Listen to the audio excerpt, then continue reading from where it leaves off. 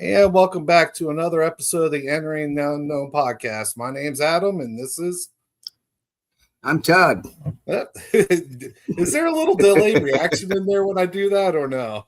Because I'm wondering sometimes. No, that was just me stalling to see what you were going to do. Yeah, I was waiting for this quick second. For tonight's show, we got a guest interview on. Actually, he was our very first guest we ever had on the show when we were doing Spotify and everything like that.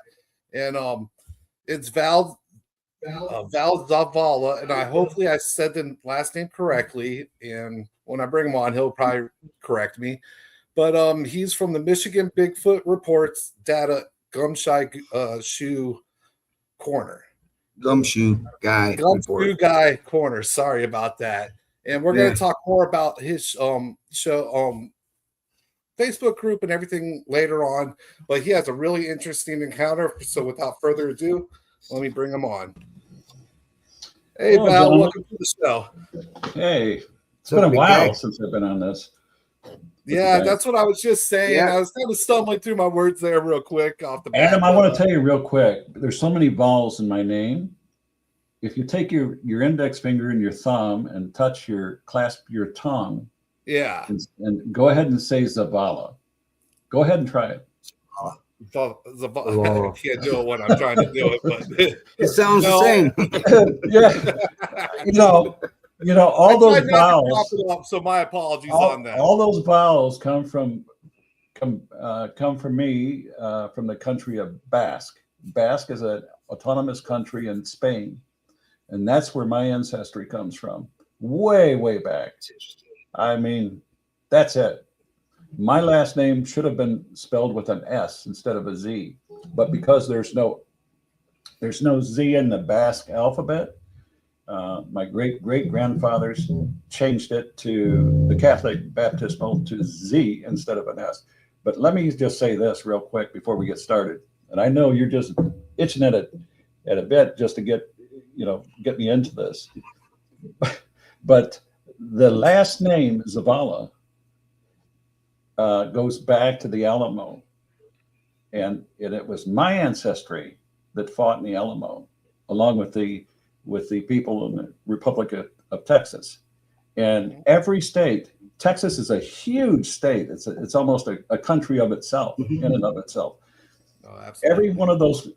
Every one of those counties, over 200 of them, are honored with the last name, the surname of somebody that participated in that Alamo, the Republic of Texas. And for that reason, the first naval ship, or second naval ship, which was a schooner class vessel, was called the SS Zavala. That's a fact. Yes, sir. Wow, that's where it is. Interesting. And myself personally, I'm a two-time veteran. That's the way I am. That's me. I love the country. I love my family and stuff, and it's all about community, giving back to the community. That's what I'm all about. So, thank you for your service, first and foremost. Todd and I are veterans, but we recognize the sacrifices you made as well. Oh, you guys are veterans too? I didn't know that. Yeah, definitely. Both Navy over here. Oh, you're both guys, huh? You guys had it easy. Had it easy. Somebody says, don't get me started. Yeah, somebody says, Val, how come you don't like to camp all the time? Well, I'll tell you what, that decision was made up a long time ago. Sleeping on the ground, freezing to death, waking up in the morning wet, eating out in the rain and stuff like that. I'll tell you what, I had my fill of it. I really did. If I go out camping, I'm looking for that Motel 8 or something around. Hot shower, warm bed. That's what I'm looking for. It's just like with my wife always wanting to go take a cruise. I'm like, I've been on enough of those. Oh, I bet. Absolutely. So as we get into tonight, give us a brief background of yourself, because you're retired law enforcement, and you obviously just said you're, a veteran. So thank you again. Give us a quick background of yourself, and then we'll jump into your encounter, how it all started. Well, I served 25.5 years in law enforcement, and that's when you look at it as a job. I was in the people business for 25.5 years, and that's really what it is. You're dealing with people, all types of people, good, bad, ugly, everything. And when I wasn't doing that, I was teaching law enforcement officers in two of Michigan's largest community colleges, Delta and Oakland Community College. I was a member of a large international intelligence group, which the acronym is MAGOLEN, and what it is Middle Atlantic Great Lakes States Organized Crime Intelligence Organization. That's what it was. And I wrote a published article for that professional group. I was featured on A&E History Channel as a SME, SME, abbreviated for subject matter expert. That's what I did. I worked undercover in undercover capacities, federal, state, local. That's what I did. I was working out of Metro Airport in Detroit, and all over Ohio, Michigan, Canada. That's what I did. And then at some point, I got a license with the state as a private investigator. And let us say that I've seen a lot of things, Todd and Adam. I've seen a lot of things in my life, I wish I'd never seen before. A lot of bad things. At some point, the stuff starts to wear on you. You hear combat veterans. My daughter's a combat veteran. These people that come back from those situations, they bring back baggage. They bring back memories and stuff. Mm-hmm. But when you work 25 and a half years or more in stuff like that, there is no other than to learn to compartmentalize, what you experience, what you see and stuff. And I found, me personally, I found a niche here doing what I do. I'm happy doing it for now. It takes a lot of work. It takes a lot of reading, a lot of time. It's labor intensive. And it was because of my background that I got involved with as a private investigator from the state of Michigan. And so I kind of wore these different hats until I reached a point where it was time for me to take a curtain bow, and it was the end of the show, and you come out, and hopefully somebody out there will applaud you, and you take a bow, and you thank everybody. You thank people. Thank you for placing your trust in me. And when you get that proverbial handshake, that last handshake, job well done, you don't get any big bonus or anything like that. You turn in your equipment, your badges, your keys, your gun, and you get a handshake. Oh yeah, they take you into Central Dispatch and announce your retirement. And good, bad, and ugly, if you're lucky, you get calls back in on the radio, because they'll break in on the radio calls to announce that. And it's kind of emotional, but it's fitting, for somebody that's done that stuff for a long time. And so when I was retired and I decided I had a lot of time on my hand, I heard about Bigfoot. It was something that I never grew up saying, I want to be a Bigfoot, researcher or anything like that. That's not at all what the case was. I heard about it. I seen the newspapers, the fish wrap newspapers at the grocery stores. I got pregnant by Bigfoot, that kind of stuff. Oh yeah. So to me, there was a lot of, it was all a myth. Everything's a myth. But when I got a hold of Bob Daigle in Michigan, longtime Bigfoot icon, I asked him, I says, is there any veracity, is there any truth to Bigfoot Sasquatch? Oh yeah, come on out with me. Okay. I'm ready to go. We did. And I learned a lot. And it was with Bob. It was with Bob that I had my encounter. Now I'm going to tell you something. As a data miner researcher, there's not a lot of people that can come in here and tell you, look at you deadpan straight in the eyes and tell you I seen multiple Sasquatch. It's not often that you do that. In fact, it doesn't occur that often that people get to witness these types of encounters. In this situation in Washtenaw County, Michigan, Waterloo Park, there were 6 of them. I didn't see I seen 2. I seen the one that was on the tree. I seen the one that was on the tree next to the one that I seen. I only captured a photo of the one that was staring at me. And in that situation, I asked Janice Carter, I says, why was it staring at me? I mean, because I got the feeling that this thing was looking through my soul. I mean, I got that feeling. That's my intuitive feeling. And she said it was reading you. I said, what's this reading? What do you mean reading me? What does that mean? Well, she explained it, and I started to put the stuff into perspective and stuff. But I'm also dealing with all these different emotional feelings. No, I didn't sit there and cry and stuff. My first reaction was, what the F? I see this thing and it's looking at me and I'm trying to reason, but you're doing this at light speed. You're thinking quick. You're trying to reason with what you see in front of you, and you're coming up with your own ideas what this could be. This is a man. My first thought was it was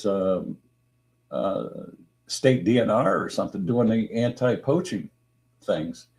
And so my first reaction to that was, what the F? Are you kidding me already? You freak, you is what I did.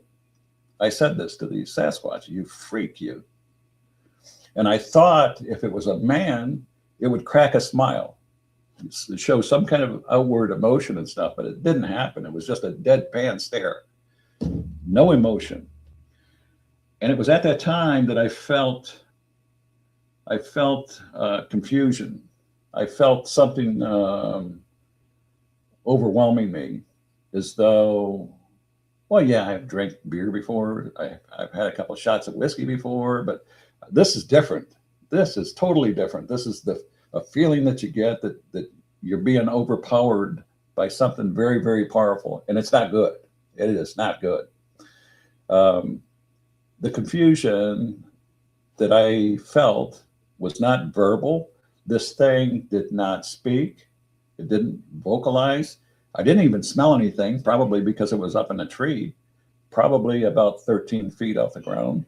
I don't know if it was coming down or going up, but in any event, I didn't want to be around when it came down because it was awful big. It was very tall. And I felt anger. All of these emotions at one time, they're coming at you. And it's almost as if somebody is talking to you. I'm talking to you. You hear me in your mind, in your mind's eye. You're responding to me without saying anything. You're listening to me. But in that situation, it felt as though it was talking to me. Does that sound weird? It felt as though it was talking to me. People talk about that all the time. Yes, sir. So we understand what you're saying. Mm-hmm. And not only that, I started thinking mathematical equations. I mean, I went to college. I graduated from college. My particular interest was history, political science, philosophy, some logic, and but it wasn't mathematics. I passed. I graduated from college and stuff, but that wasn't my interest. But here I was in my mind, thinking mathematical problems and solutions. much the same way that I experienced in a earlier trauma. I was involved in a head-on car collision a few years back before this. And it was at that moment, that precipice of the crash, that in my mind's eye, I could see everything in a freeze frame. My eyes were glued on the driver, and then to the passenger. I seen the gaudy mouth, the impressions that froze in my memory. I looked at every blemish on the front end of that truck before the moment of impact. But it was at that moment that I felt the same thing, as though I'm reading these mathematical equations: time plus speed plus distance. And then there was some sort of relief that came over me, but thinking to myself, yeah, I'll survive this. I don't know if my family will. I don't know if my wife and my daughter will, but I'll survive this. And it was at that point, at the moment of the crash. And I'm only saying this because this is what I compare this experience with the Sasquatch with. Same thing. It's the mathematical equations, the thought of somebody communicating with me. And of course I survived that, but I thought I was dead because everything was black and everything got quiet and still. And I was thinking to myself, is this what death is? Everything's black. I see nothing. I hear nothing, but I'm lucid in thought. I'm thinking. But it was at that moment that I opened my eyes and I heard somebody talking to me, and of course they wanted to see if I was okay and all this kind of stuff. But anyways, that's another story. Getting back to this encounter. The encounter, the thoughts of confusion, because it felt like there was more than somebody talking to me at the same time. And I equate that to you or me. I live down here in suburban Detroit. You go out on the sidewalk and there's going to be people out there someplace. And if you have 5, 6, 7 people standing on a sidewalk, Adam, you walk up, Todd, you walk up to that group and you stop there, say hello, and you start talking to them, and they start talking to you. They want to know who you are. You stuck your nose in their business. Who are you? Where'd you come from? What you doing? Where do you work? Where do you live? That's the kind of stuff that I experienced in this encounter. And I couldn't figure out where that was coming from. Why did that happen like that? I was angry because I'm thinking that I'm dealing with this experience. It's shocking, first of all, because you're realizing this is real. This is not a joke. This is not a myth. This is not a lie. But yet we were told all these years that it's a myth and it's a lie. And when you're in that situation where you see it face to face, blinking its eyes at you, you know it's a live, living being. I don't know. I'm not saying that was human or anything, but it's a live, living being for sure. Mm-hmm. And so that's what I dealt with. And I felt myself succumbing to fatigue, like my energy was being drained from my body. And I felt like, because I'm constantly thinking while this is going on, it's like you're in a trance and you feel this influence on you that's not normal. You know what's normal for your body. You know what's normal and what isn't.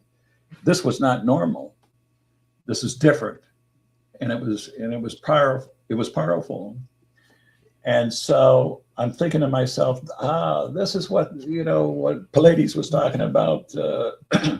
This is what I've read about infrasound and people going to sleep and disappearing and all this kind of stuff. I'm thinking this stuff.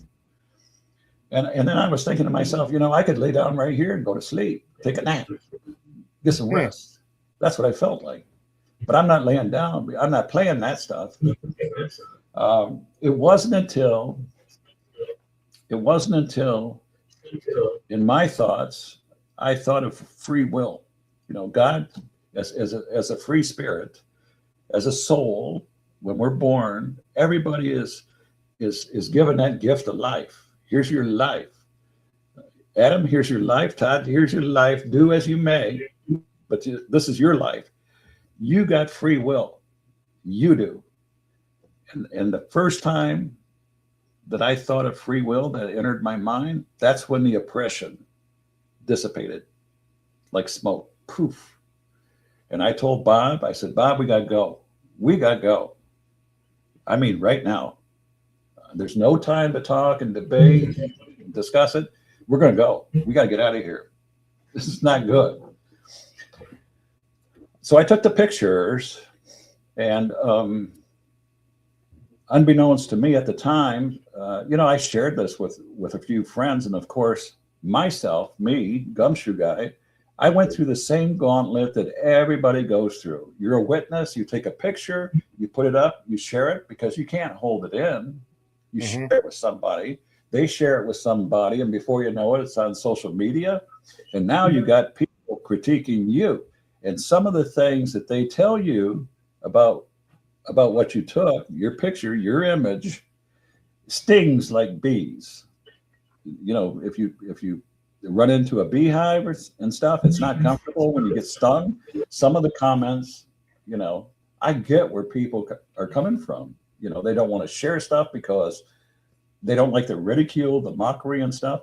But that's a gauntlet. If you guys understand, yes, you run through that gauntlet and it doesn't feel very good. But when you're on the other side and you survive, then you can understand and you can be a little more compassionate with other people. Like on the Facebook groups and stuff, where I'm a very staunch advocate for witnesses. Seriously, I don't want any trolls. I don't want anybody mocking anybody. None of that ridicule and stuff. That stuff's old.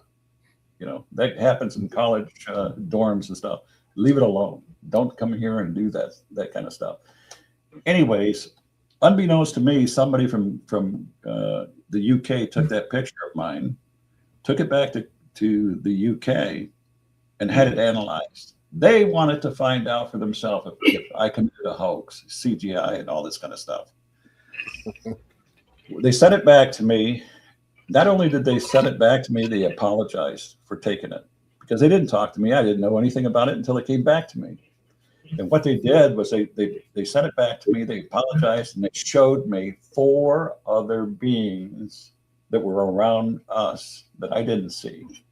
So not only was there the 2 that I seen, a blonde and a brown that I captured in the picture, but there was 4 other individuals around us. So there were 6 in total. That's a large group, a very large group. What I seen at that spot was a fallen tree. Think about this. Check down the list. Fallen tree. I seen a teepee structure. If you look at my picture, you'll see the teepee structure in the background. I seen the beast on the tree. And then I know I see the second one in a tree that was a blonde, completely blonde, like a blonde-haired person. And we encountered acorns and stuff like that thrown through the leaves before we made contact at that particular time. So they were getting thrown at you. They were getting thrown, but we thought, this was a very, very hot July day, Michigan, hot, humid, and all that kind of stuff. You're in the forest, the woods, and there's a lot of humidity. I might have been complaining a little bit. We've been out there all day. It's hot. I'm hungry. I'm getting tired. And you know how you get when you get hangry?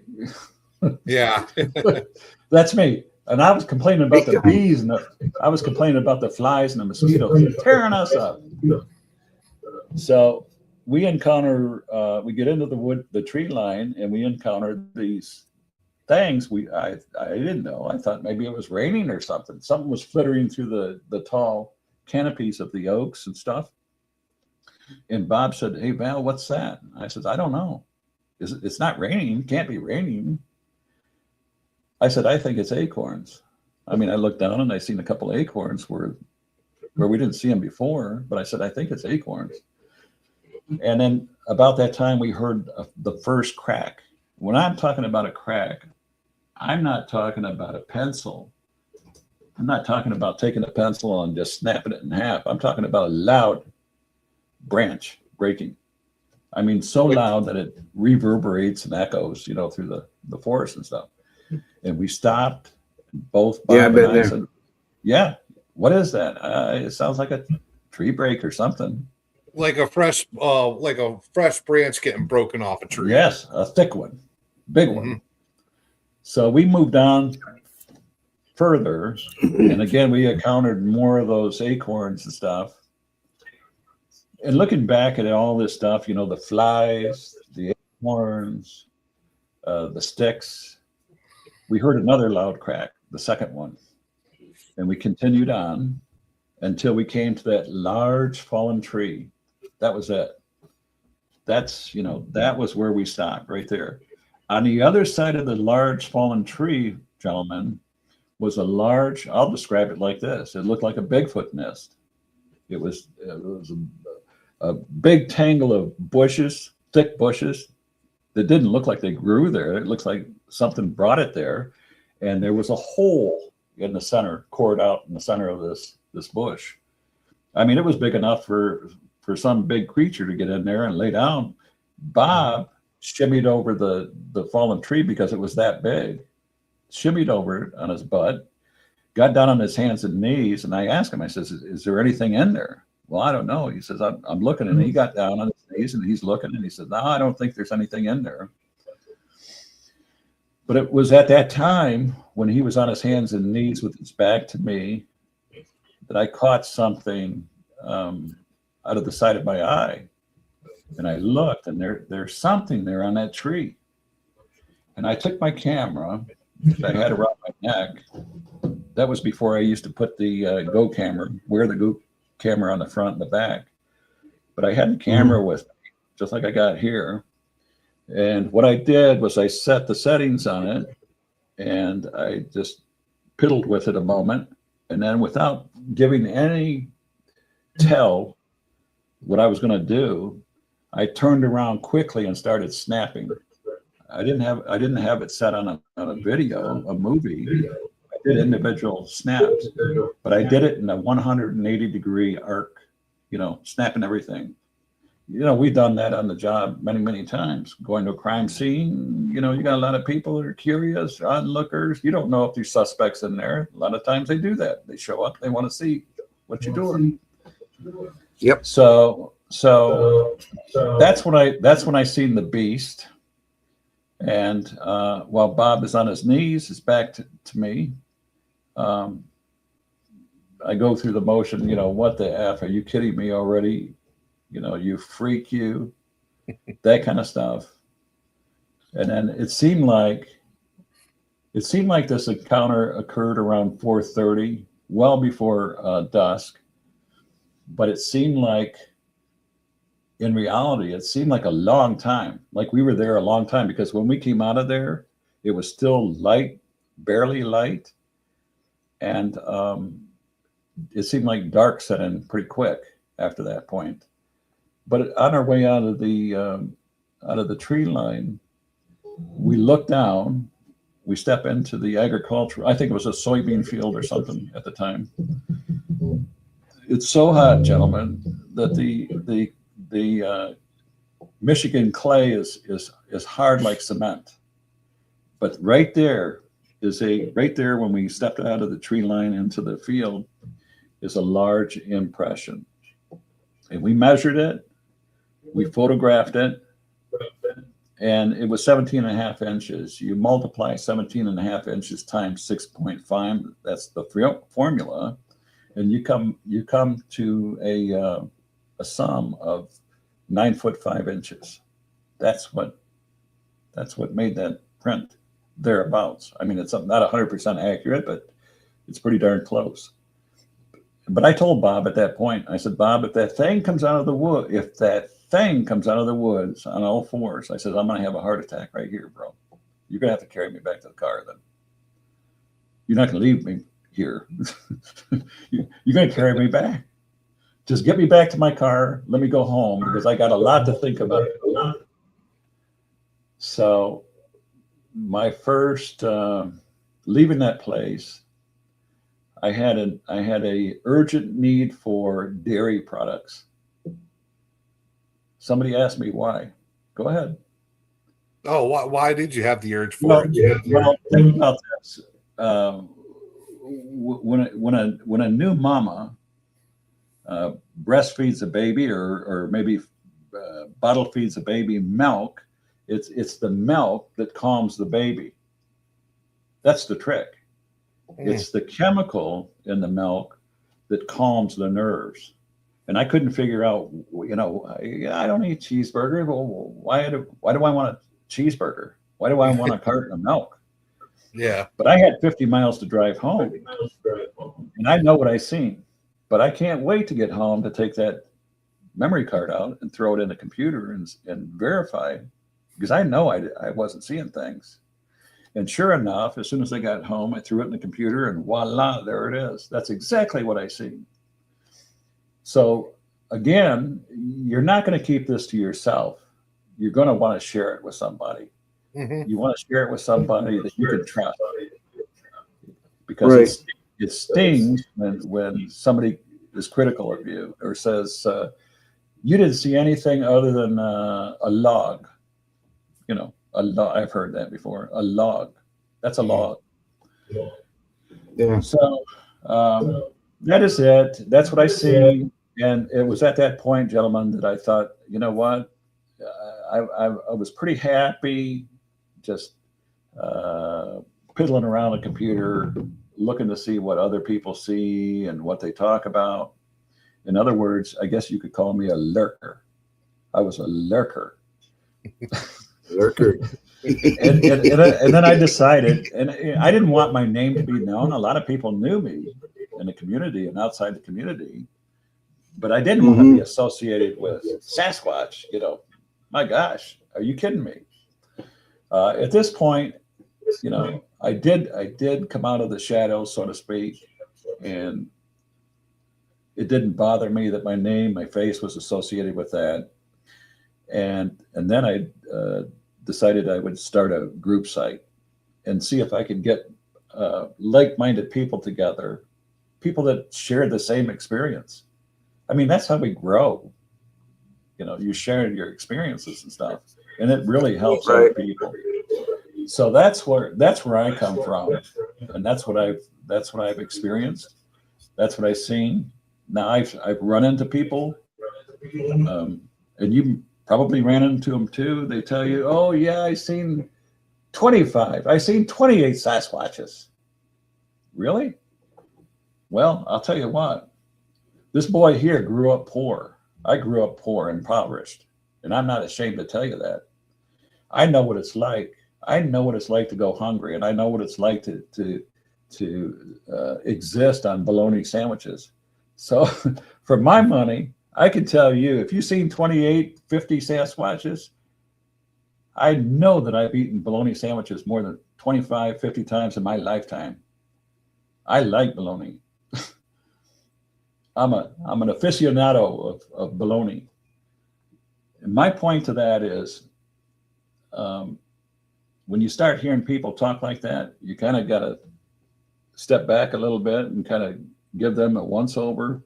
Is this guy for real? Is this girl for real? I created these databases and collect this information by the hundreds, thousands. If we're talking about Michigan, yeah, 2,585. Is that a lot? Yes, that's a lot. I would think so when it comes to sightings and reports and things like that. It's a lot. It's a lot, bro. And in fact, I am. If you look at my group site, I'm going to be posting something either tonight or tomorrow, showing exactly how skewed data gets that's out there in the public. If you're not a good researcher, If you skew the data, it shows up. It's obvious. It is very obvious. I'm going to post this. I've not only did this with the Michigan State, but I'm going to do this with United States and Canada. Those two countries. You're going to see the numbers. You make up your own decision. You make up your own mind. Mm-hmm. And just recently, this morning, the first thing I see is somebody, and I'm not blaming the person that posted it. I don't know that he created that, but somebody posted it. And what it was a map of United States. Very nice graphics. I'll give them that. And I look the BFRO. Yes, I look at the source, and already, and he's from Florida, so automatically Florida is number 3 on his graph. And I woke up this morning, had a pot of coffee. I sat down and started typing. And that kind of response, you see the post on my group site. By the way, I head up the Michigan Bigfoot reports and data, Gumshoe Guys Corner. Mm-hmm. That's what I do. And so I will post that data tomorrow. And what's coming soon, maybe Sunday, maybe next week, you'll see some real data. I've got people that want to join this effort. I mean, I'm talking about very, very skilled people, statisticians, people that are computer programmers and stuff that really do a lot more than I do. They have a lot more skills than I do, but they're hammering this data. And I'm anxious to see because I'm so interested in patterns. I see a lot of patterns, gentlemen. Somebody was talking about deaths in Michigan. Well, you're stepping into my realm, my world now. As an investigator, I don't know how many people here in the Bigfoot community have investigated deaths before. Probably not many. The last challenge that I had, a homicide victim that disappeared for between 30 and 31 years out of Ohio. And I felt spiritually a part of that, to the point where I felt it necessary to reach out to his mother, the young man's mother, and talk to her 3 o'clock in the morning. I worked midnights for over 15 and a half years. Midnights to me was like daytime to you. If you're a night owl, that's what you do. Right. And I asked the old lady. She knew who I was, and I asked her. I said, "Tell me everything that you remember of that last phone call you had with your son when he disappeared. Everything, and don't leave out anything." And she did. She recounted it. I woke her up at 3 o'clock in the morning. This old woman cried on the phone, guys. She cried. I listened to her weep. It absolutely broke her heart, what happened to her son. He's hitchhiking along the deep south by himself, alone. He ends up in a truck stop in Louisiana, and he calls his mother. He's on his way to Houston, Texas. That was his destination. And he tells his mom, "I'm scared." And she asks him, why are you scared, son? "Well, these men keep following me, bothering me," is what he said. It's the way I understood his mother telling me. And I said, "Well, what did he describe the men as?" Well, he described them as men in a blue-green pickup truck. And that's it. That's the last time that she spoke to him. She said, he's told her, "I love you, Mom." And she said the same thing back to him. And then he disappears and falls off the face of the earth. I get involved in this, clearly out of my jurisdiction. But I went to my administration before I did this, and I told them what I was going to do. When you're in my place, in my shoes, you're stepping in hazardous territory because you got bosses. You know how it is. You got bosses. You're not going to tell the bosses what to do, but I guess I did. I was a maverick. But when you're dealing with government, there's a rule. If you got interest, private interest, as I did, I was a licensed private investigator. Wore dual hats. Take this hat off, put this hat on. You know, I told them, I'm not going to use law enforcement resources. I'll use my wits. I'll use my brain.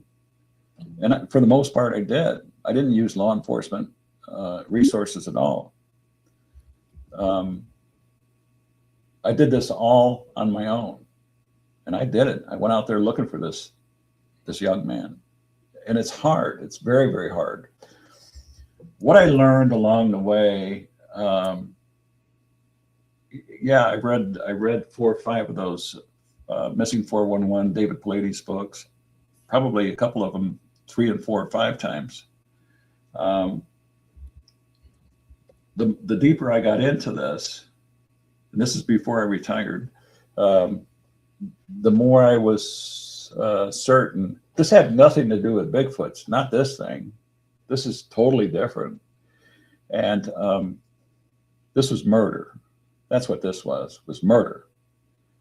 The problem was when you're looking at down south, you're looking at those major thoroughways that go from the Atlantic coast to the Pacific coast. You got truckers. You got a lot of transient people. You have a lot of national forests and stuff. And there's hundreds, thousands of missing people, and people that have been found that are never identified. And I'll tell you, when I was on my journey doing this kind of stuff, listen to me talk to you guys. I'm a guy that's well aware of Bigfoots. You know this, but here I'm telling you something from my heart. This is what I know too. This is what I did. I suffered. I took I don't know how many weeks off, my own time, free gratis. This was me. This is my gift to people. This is my memory. This is my legacy. And I took weeks off, my vacation time, gave it up, compensatory time, whatever time I had, sick time. I didn't get sick a lot, so I had stored bank time. So I wanted to look for this individual, and while I was involved in this intelligence group, somebody slipped me a name. They said, check this person out. Look at this person. Gave me a name. Another name appeared. I talked to that person, state police. I talked to the person in the sheriff's parish office, their administration. And I said, listen, my name is Val Zavala. I'm a police officer, a sergeant. I'm off duty. I'm not doing this officially. I'm doing this unofficially, but I'm looking for a young man that disappeared. Well, they said, well, how can we help you? We'll help you. How can we help you? Listen to this, guys. My microphone's on, very sensitive. So they said, I says, what I need is a missing, an official missing persons report, because I need that report number to get this young man entered into the National Crime Information Center, that nationwide lien system that goes all across the country. Because if somebody finds a body and stuff, they just type that in the computer and voila, that information kicks back. All of his horsepower, his name, his date of birth, what he looked like, how tall he was, how much he weighed, everything. That's the way the system works. But then the question to me was, when did this occur? And I says about I says, oh, about 30, 31 years ago. And this is what I heard. I heard an ink pen drop on the desk. You're making a missing persons report from 31 years ago? I said, well, yeah. He says, I don't know. I got to talk to my administration, my sheriff about this. This is way, deeper than I want to get involved in. And I want my name, my name is going to be signed to this. And I don't want a major problem over this. I said, well, let me ask you one thing. I said, who was your previous sheriff 30 years ago? And he named off a name or two. And I says, the mother of this 18-year-old boy that disappeared at the time, I says, the mother talked to the sheriff talked to the mother and assured him that he would make a missing persons report. And he would have deputies out there looking for this young man. That was 31 years ago. He says, yeah, okay. And I says, I'm going to read a number. I told him, I says, I'm going to read a phone number off to you, and you tell me if you recognize that number. And I read it. And he says, oh my God. He says, that was the old sheriff's phone number to his office. And we still use it today. I said, the mother was like a hoarder. She kept all these phone records, the phone bills and stuff. And that's how she saved that. And she gave it to me. And that's why I'm here with you. I said, now, what I need to know is who does your DNA testing? He gave me a name for the forensic science department. I contacted them, explained to them again who I was, what I was doing. I'm acting unofficially in the capacity of a private investigator, free gratis, meaning I'm paying this forward with no reward, no payment, nothing. This is my time, my resources. And once they vetted me and they were certain that I was on the up and up and not a con man, not a shill, they told me, are you going to be home tomorrow? And I said, yes. They said, okay, be at your mailbox 8 o'clock in the morning, and we're going to have next day air shipped to you 2 or 3 of these DNA kits. And I'm going to tell you something, gentlemen, that's not cheap. That is not cheap. And they told me, you go get your samples. My intent was to go back to the mother, to Ohio, to the mother, and get a swab test from the mother and a surviving sister. That's what I need. The father's no longer living, but I can use the mitochondrial DNA from mama and match it with the living sister of this young man that disappeared. And they can come up with a match. They can come up with a footprint of the young man that I'm looking for. And that's how it was done. So 21 months of my effort in this kind of stuff was successful, and it paid off. And until one day I came into work from a well-earned vacation, and I was met with a locker. My locker was plastered with these yellow, you've seen these before, these yellow sticker notes and stuff. Yeah, the Post-its. Val, call Dr. Pinto ASAP, exclamation mark. I mean, they were all over my locker. I mean, the doctor had called several times. So I called, and she identified herself. She asked me my name. I think she asked my name twice. Are you sure you're Val Zavala? I says, I am sure. Are you the person of record that's going to notify the family relatives of this individual? And I said, yes. She said, okay, I got some good news and I got some bad news. I says, well, I suck at poker and I play chess pretty good. I said, give me the bad news first. She said, homicide. And I said, my next question is, where is he? And she says, we got him. We know where he's at. And I said, where? She said, there. He's here. He was a John Doe for 15 years. 15 years. Nobody knew who he was. So he was in the county cemetery as a John Doe. And there were hundreds of people like that. So I got the number for the Houston cold case unit, called them. I called the ME. I had her recite the ME notes that were on that body, the remains. And basically it's homicide. And then somebody, I don't remember who it was. Somebody gave me a phone number and a name to contact. What it was a retired crime reporter from Houston Chronicle newspaper. And she spoke with me. Very nice lady. Very, very nice lady. And we talked for quite a while.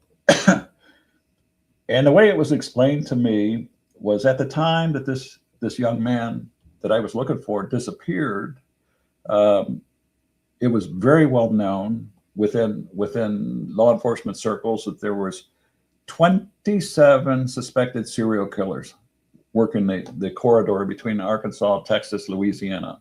27 of them. And they know this because each one of them left an identifying card, like a calling card. You've seen business cards before, gentlemen. That's the same way the criminals do. If you look at my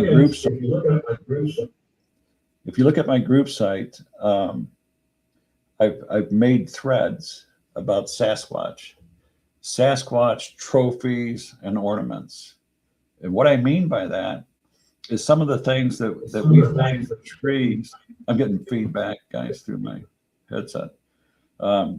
What I mean by trophies and ornaments is involved with and associated with Sasquatch is that animals, people, animate or inanimate objects get hung in a tree like we hang ornaments on a Christmas tree. And I can't really explain why that happens, but I am guessing that that's almost the same way that we look at ornaments on trees. You know, it's there for beauty, it's there for communication. If I don't want you in an area, I'm placing this in the tree so that you see this and you understand, you know, you want some of this, stick around here. Just stick around and I'll be back. I'll be back. Just wait for me. And this is what's going to happen to you. Trophies and ornaments. The exact same thing when you're looking at criminal aspects and stuff like serial killers and their signatures and stuff. Yeah, leaving their mark. Exactly. Like a dog. You know, lift your hind leg up and leave your mark. Somebody else walks along, they smell it, and they say, "Oh, this is Larry Moe and Curly here." So, you know, these are guys. These are some of the things that I bring to the Bigfoot community. You know, the experience, the skill, the analogies, the analysis. But a lot of this stuff applies. You can apply those things to anything. And it doesn't necessarily have to be law enforcement or investigation, but it helps. So what I've done since my experience was I developed 5 databases populated with hundreds of thousands of reports. You, Todd and Adam, as podcasters, if you knew somebody like me and you came to me and said, "Hey, Val, we got this guy on and he's going to talk about this subject, this topic and stuff. Could you give me a rundown on similar things that you see that happen?" Oh, yeah. Here you go. This is what happened. And this has happened before. Whatever he's going to talk about, this has happened before. These are patterns, gentlemen. Yeah. I'm looking at some of these reports. Some of these reports I've got broken down into things like something as abstract as, injuries. Let's talk about injuries. Whether it's a person, a missing person, or an animal, you got broken necks and you got broken legs. That tells me if I see a report that comes across my nose about animals with broken legs and broken necks, I'm already looking for that location. What was that location? Lenawee County. Oh, well, let me look and see what locations I have that people reported in Lenawee County. Let me see what kind of reports happened and occurred in that area. That's historical information. This is an investigation, gentlemen. This is what you do. So you by doing that kind of research and doing that kind of work, you're investigating. You're coming up with a history of Sasquatch activity in that area. And now you're getting reports of livestock being half eaten or eaten completely, with broken, and then some of the livestock with broken legs, broken necks and stuff. Yeah, I would say, pretty accurately, that sounds like Sasquatch. Do you hear a lot of reports like that? And like, is there something they take from those, like the cattle and stuff, like organs and stuff like that? I see a lot of reports of, in fact, one of the data sets is titled carcasses. And what I do is I track the animal, the type of animal, whether it's a dog, cat, cow, goat, sheep. I'll tell you that Sasquatch likes their gyro. They like their lamb meat, and they like chickens. I don't know about you, gentlemen. I mean, I'll eat chicken and stuff, but it's not really my favorite. You talk about turkey and stuff. Yeah, I'll sit down and eat some turkey and laugh and giggle and everything else. But they do definitely like chicken. Now, what I see is I see a lot of reports of livestock being carried off and preyed upon, but I don't see a lot of organs missing. I mean, we used to hear about holes punched in the cavity of a deer or something, and the liver missing and stuff like that. To me, from what I see, unless it's just the person reporting it or not reporting it, I don't see a lot of that, guys. I really don't.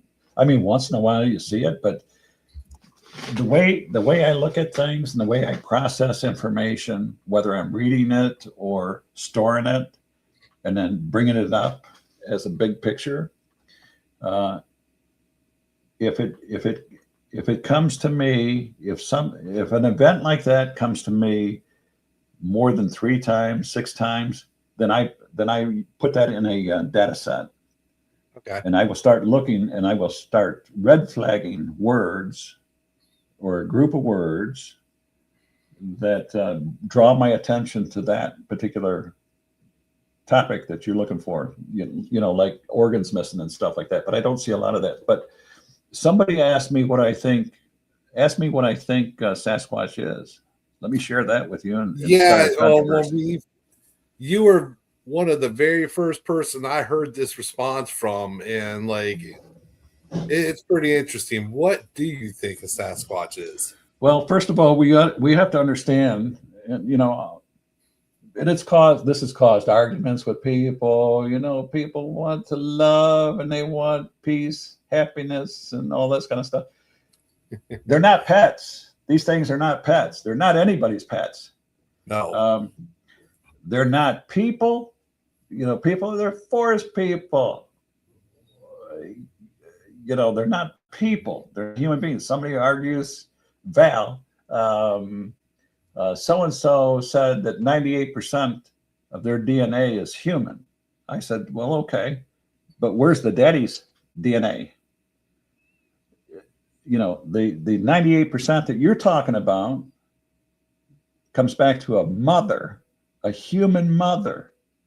I said, where's the daddy's DNA? You and I both know it takes a mama and a daddy to make a baby. Yes. The odd thing about this, gentlemen, is that those that have looked at DNA and stuff, unless I'm wrong, I could be wrong. I'm not perfect, gentlemen. Unless I'm wrong, a vast majority of that DNA is human. So those Bigfoot Sasquatches, okay? The problem with that is the daddy is a mystery. There's no daddy. Where did it come from? Mm-hmm. So how did it get here? So the argument was because 98% of that DNA says it's human, it must be a human. No, I said, no, that's not right. I says, two Chevys don't equal a Cadillac. You understand? They all have four wheels. They all have an engine. They all have a seat and stuff. A Cadillac is a Cadillac. 98% of it might look like a Cadillac, but it's not a Cadillac. I'm sorry, it's not. So the bottom line is this: they're not human, and I'm pretty certain they're not primate. People want to argue that that these are some ancient primate. They're not human. They're not primate. What's left? They're an enigma, a mystery. Let's go back to research and study. And when I do that, I started looking at books that people author and stuff. And a lot of times I don't always agree with the authors and stuff, but they propose that Sasquatch is a cosmic being, meaning it came from outer space. An ET. Okay. Yeah, an ET. Okay, so we'll set that aside for a moment. Let me go back and look at what Native Americans said. Let me look at their legend, their lore. I told you when we started this show what my ancestral background was, and that goes all the way back to old Europe, the Basque country of Spain. When you mix Spanish blood with Native Indian blood, in particular from the South Americas, Central Americas, and I took Latin American history in college. You come out with people that are called Mexicans, right? Mexican is not a race; it's an ethnicity. So within that ethnicity, you might have ancestral blood from the Aztec, the Inca, and the Mayans. And I think in my family, in particular, my grandmother was a Mayan abstract. I do. I really think that because of where she was born. Very, very close to Central America.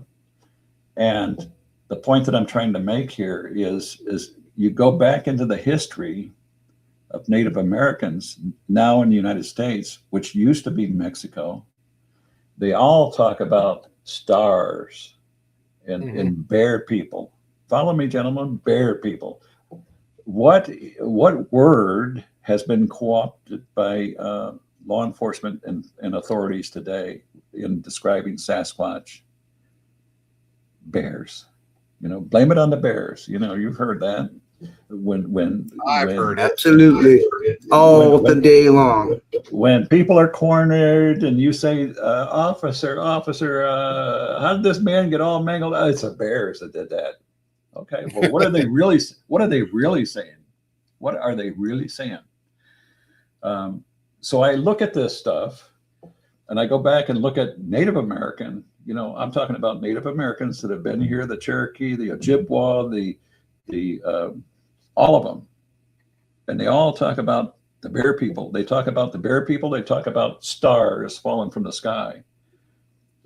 When they're talking about the shiny stars that land in the pastures and these hairy bear people step out of these stars, and they all seem to converge and consolidate in caves and stuff. It starts to paint a particular picture.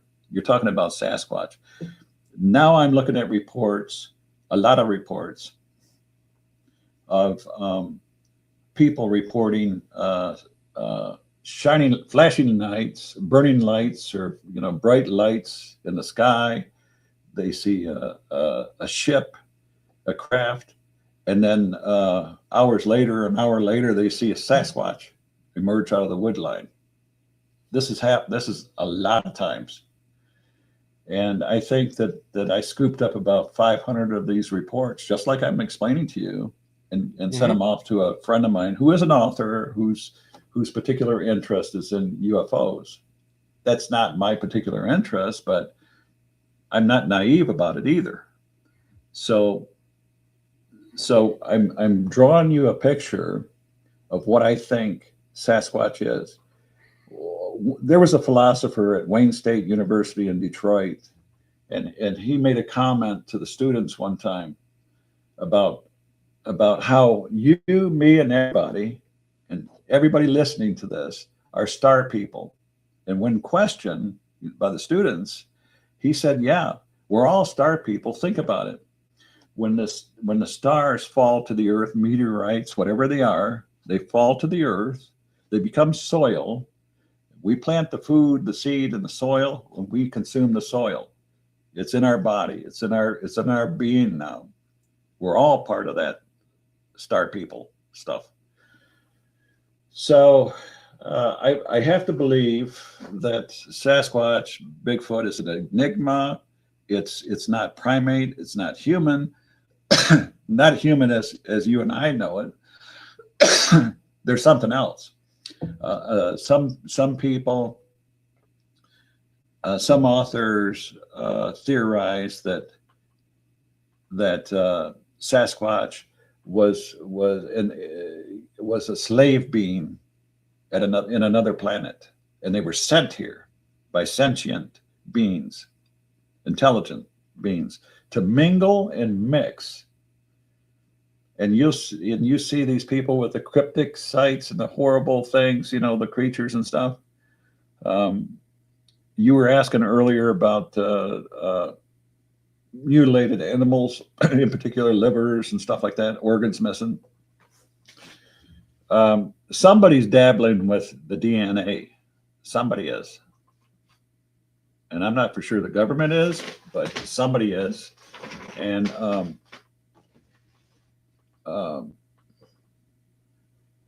I'm just saying that there's a reason why Sasquatch are attracted to certain areas that we're not in. You don't live in a military reservation, and you don't live in an Native Indian reservation, but yet the Sasquatch are particularly attracted to those areas specifically. Why? Well, they just are. That's where I had my encounter, was right outside the one in Lac du Flambeau, Wisconsin. You had to drive onto the reservation, but I don't know how it was still considered Minocqua. But it was right there, about next to the reservation. So I know what you're talking about there, So I'm hitting on a lot of different things, guys. And if you want to go someplace else with the conversation, just jump in there and holler at me. Well, I got a here, I'll pop this question up for you. At the bottom. Can you read that?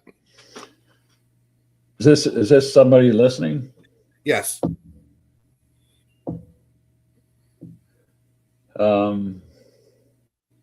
Awesome, great Bigfoot video. Have you done any of the Bigfoot fingerprint analysis? No, I haven't. No, I haven't. That's not my, that's not my discipline. Yeah. You have to be. You know what it does? Yeah. There's a fellow. Where is he from? Georgia. I think he's a police officer, active police officer, that does that, and I can reach out to him. But I don't do that. All of us guys, have our own niche, our own specialty, and that's not it. But he looks at, I know that he's been on my group site before talking about fingerprints, footprints, and things of that nature. But that's not my niche. That's not okay. my specialty. I got something. You talked about like a warning sign when you walked up and you were seeing that TP structure and everything, but you did talk about a down tree right there. And you guys didn't go past that. Do you take that as a warning sign of, hey, not go past this mark right here? Yeah. You were talking to Don Peer and Rich Meyer. Those two guys are up north. They're both BFRO. I think Don sent me some pictures before of exactly the same thing. This time, I call them blockades. If you ever read, um, um, the Chinese war strategist, Oh, the Art of War. Art of War, Zheng Zhu. Yeah, Sun Tzu. Yeah. So really, that's pretty interesting. Boring to some people, but to me, people like me, that's interesting because I'm a chess player. I look and analyze strategy, and in the art of war, those tactics and strategies and stuff are so well received and so respected that it's taught in war colleges, just like chess. Yeah. Think about that.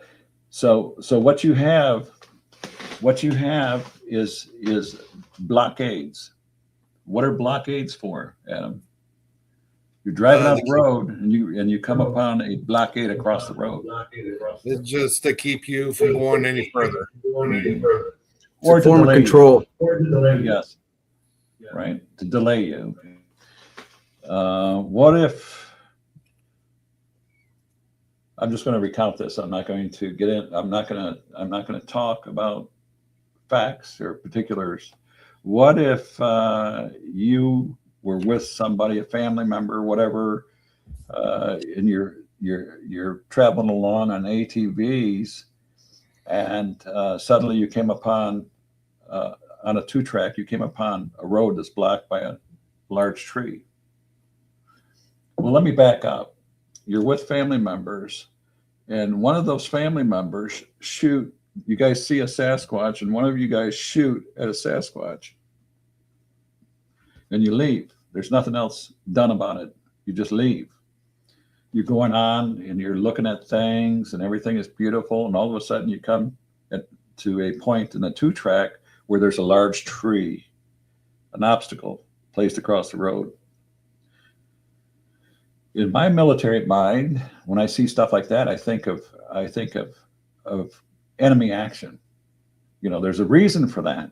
That's an obstacle.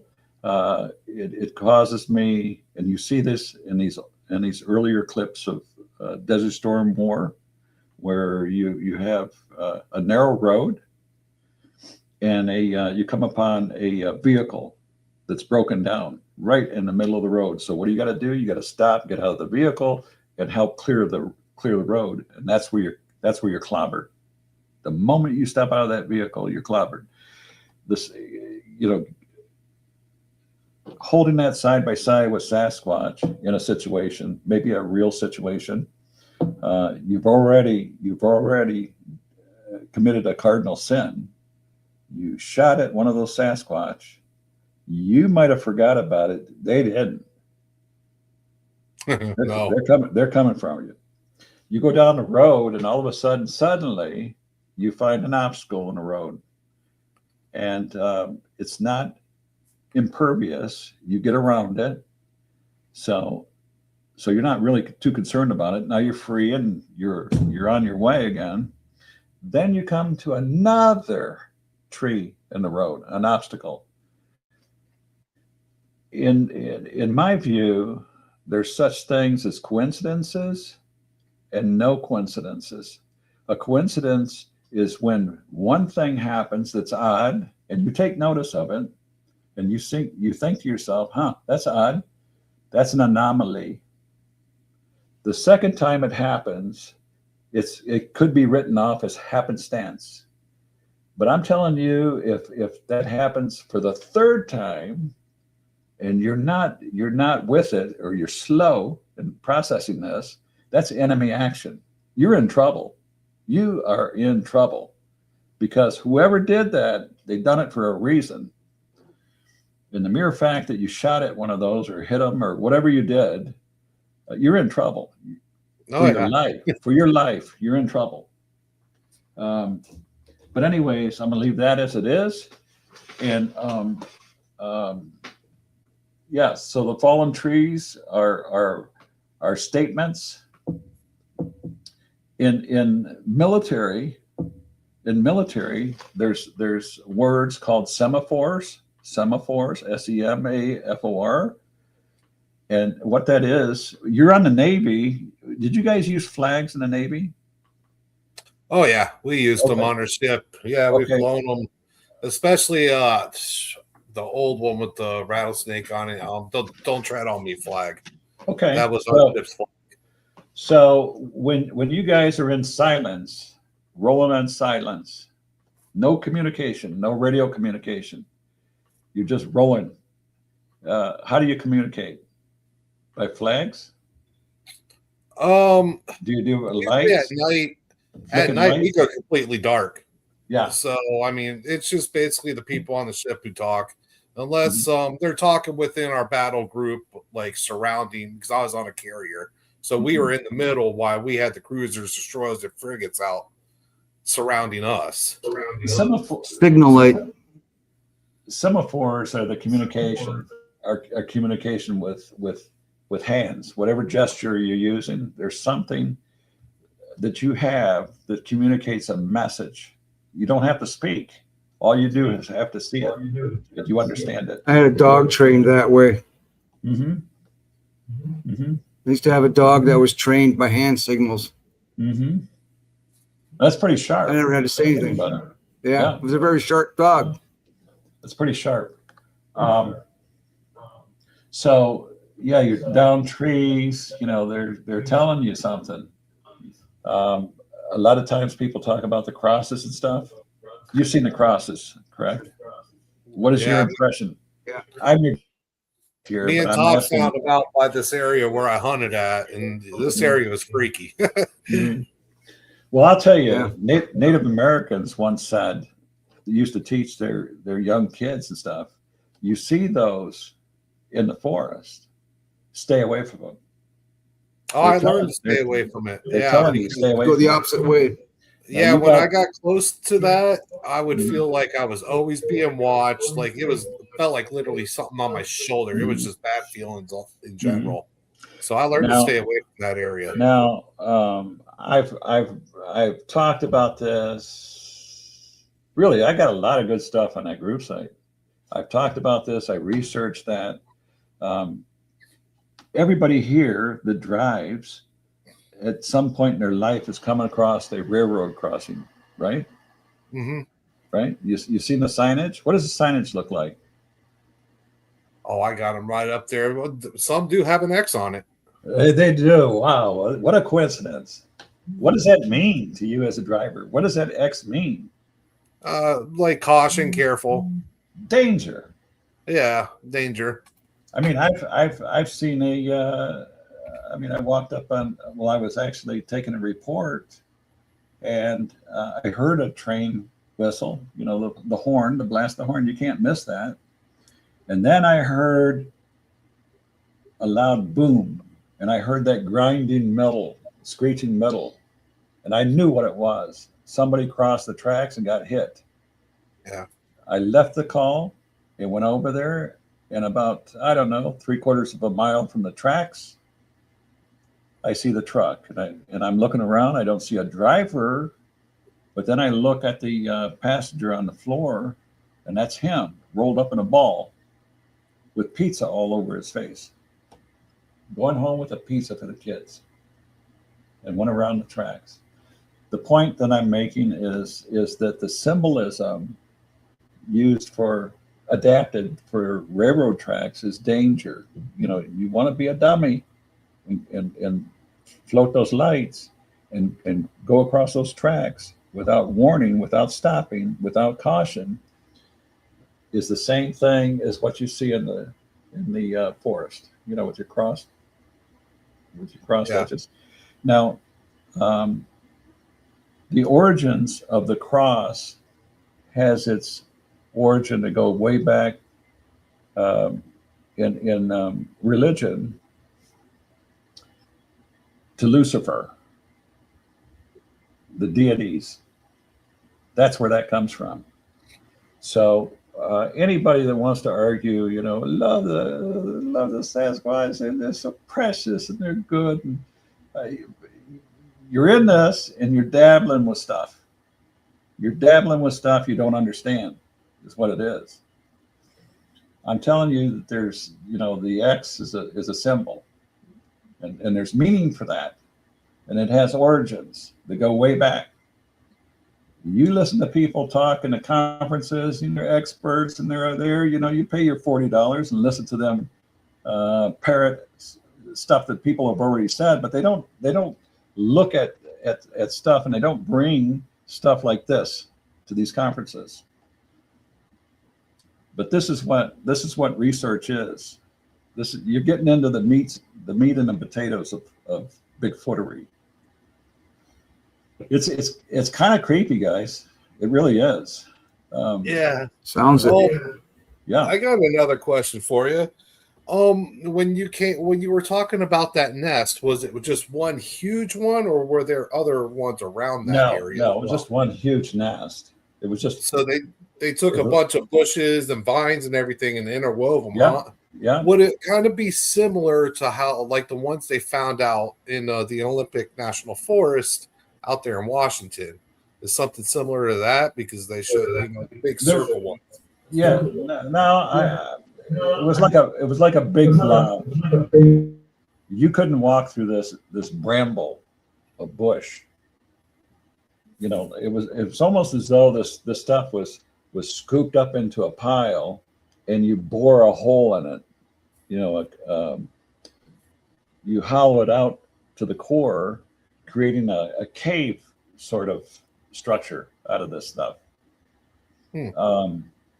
But here's the odd thing about this. Going back to my encounter and that site, that bothered me, guys, so much.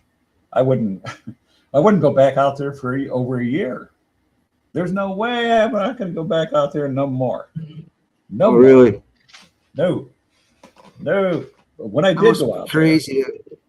When I did go out there, what I found was all the trees around there were chainsawed, and the ground was raked, pristine, sanitized. Interesting, isn't that very interesting? Yes, sir. That's the way it is. That's weird. Now, people in Michigan, people like the state parks, national parks, and stuff like that. Yeah. And I am proposing that when you go out there in state park, I don't care where you're at, state parks, national parks, you don't know this, but you're heavily surveilled. You're under camera. Oh, heck yeah. Especially Think nowadays. Bro, think about that when when nature calls, right? You're out there and you're out there in the bush, in the wild. Think about that. There is so many cameras out there. There's no way that anybody that works for government can sit and tell you with a straight face there's no such thing as Sasquatch, because they see it. How do I know that?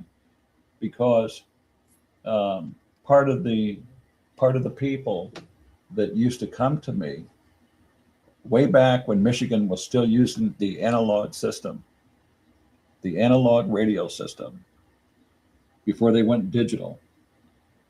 Lots of people loved the police scanners, and they listened. Well, and a lot of stuff that they heard over the radios and stuff, if it was Bigfoot related, they'd get on that phone and they'd call Val. This is what I heard. So there's a number of reports from state parks and stuff by DNR people openly discussing, because they probably thought the channel was private, and there it is in public. They're talking about, oh yeah, Larry Moe and Curly seen a big black Sasquatch. Oh yeah, well Margaret over here was on that anti-poaching, and she's seen a gray one. Maybe it's the same one. Oh no, Elmer over here at the farm was pissed off and contacted the sheriff's department about this prized buck deer, 12-point, that had its head torn off. And he just knows, he's adamant that it's a poacher doing this kind of stuff. And he's livid. Well, that's nothing. The other DNR officer says, another farmer over here in this county was complaining that there were 6 deer killed, stacked up in his property. And he's calling that poachers. All of this behavior that they're describing is Sasquatch. Every bit of it. Not only that, but they openly talked about Sasquatches.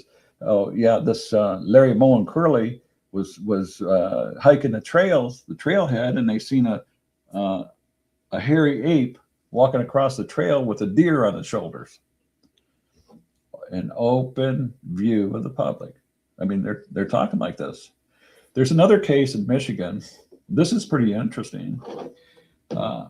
Right now, I don't have all the particulars on it, but I'll just paraphrase what I remember of it. But it was a county, it could be Manistee, I'm not for sure, but they were up north, lower peninsula.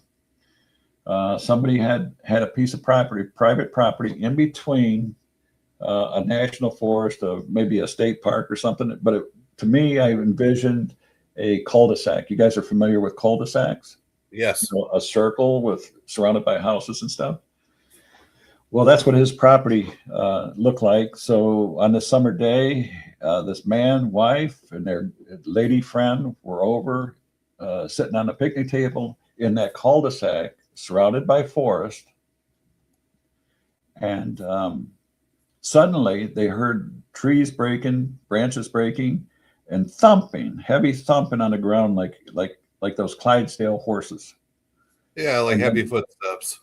They turn and look, and they hear breathing, and they see a large, black, hairy Sasquatch running out of the tree line, crossing their yard into the other forest on the other side of their house. You follow me? It's a U-shaped property.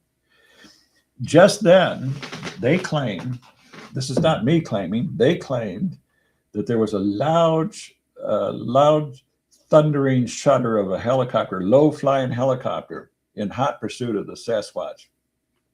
Nose down, and he's following that Sasquatch. They're certain of it.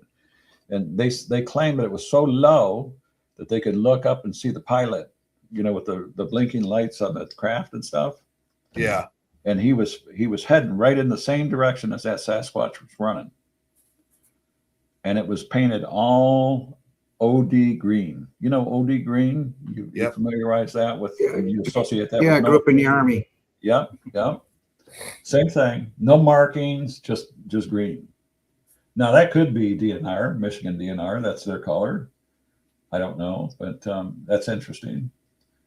But those are some of the things that I've seen. I see a case that happened years ago in Tuscola County, in the Thumb area, and apparently this is true, where a family was bothered by Sasquatches, their property, their house and stuff, and they called the sheriff's deputies out there, and the sheriff deputies got out there and they seen the Sasquatch in the people's yard. So they drove across the lawn trying to chase the Sasquatch out of the property. In other words, you call us out here on these things, we're going to drive across your lawn. Yeah. We'll get them out of here. And they did. So, there's a lot of crazy, wild things like that in Michigan. A lot of stuff. You ever hear about reports of people being told to keep their mouth shut and don't speak about this anymore? Absolutely.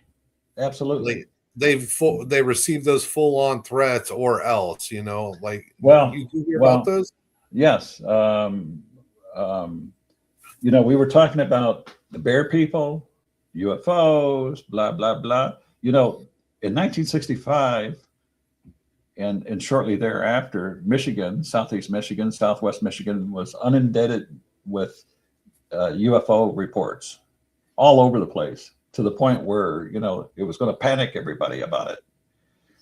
But then we started getting immediate reports of Sasquatch, first in Cass County, Southwest Michigan, then in Southeast Michigan, Monroe County. Two separate sides of the state. How interesting. 1965.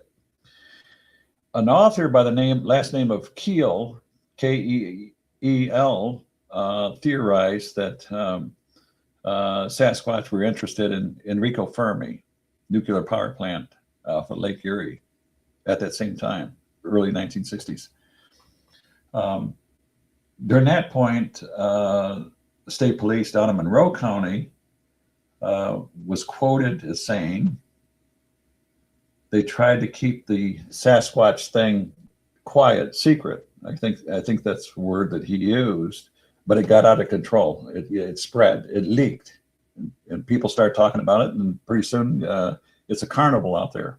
You know, every Larry Moe and Curly and his Grammy were out there looking for the Sasquatch with with pitchforks, hoes, baseball bats, and knives. That's what they did. On the southwest side of the state, a similar thing happened around Cass County, where the deputies told the homeowner, keep your mouth shut. Don't tell your neighbors about this. You know, this is our little secret right here. Keep it to yourself. We don't want to panic people. Just keep your mouth shut. And don't repeat this. Don't repeat what you say. Again, going down south, a similar thing happened where around, I'm guessing, again, guys, I'm telling you this stuff, and I'm looking at these databases. I got two displays, monitors open right now as we speak. People were bothered by Sasquatch around their homes. The police came out, and maybe there was an attempted abduction or something, but it infuriated the sheriff, the local sheriff, the constitutional sheriff of the county. Different from the police chief. You know, the constitutional sheriff has a lot of authority, and they're supposed to adhere to the Constitution, not just the law. But he says we're not putting up with this garbage. You know, I'm sending my boys out there. We're going to look for this thing and deal with it. Well, whatever they did, but they knock on the doors of some of these people, and they told them you get your kids in the house, lock the doors, don't answer the door, and stay in the house until we say it's all clear. And don't tell people about this either. No, this is it. You know, this is what we're doing. So yeah, there's stuff like that happens, and you hear bits and pieces of the same thing happening when Sasquatch is involved in motor vehicle collisions, when they're struck and killed, maybe sometimes, and people are instructed, shut off your phones, don't use your phones. Let me see your phones, hold your phones there so I can see that you're not taking pictures of this, and don't open your big fat mouth about this. Under penalty of law, don't open your mouth about it. But that happens. It certainly happens. There was rumor on the Pacific Northwest that a chief of police had issued a warning, a directive. There's difference between directives and policy. One is when you're directed to do something, you do it. You don't ask questions, you just do it. And the thing was, the police officers were told, you open your mouth and talk about a Sasquatch, a Bigfoot, you're fired. That's it. That's it. That's it. You keep your big fat mouth shut, and that's it.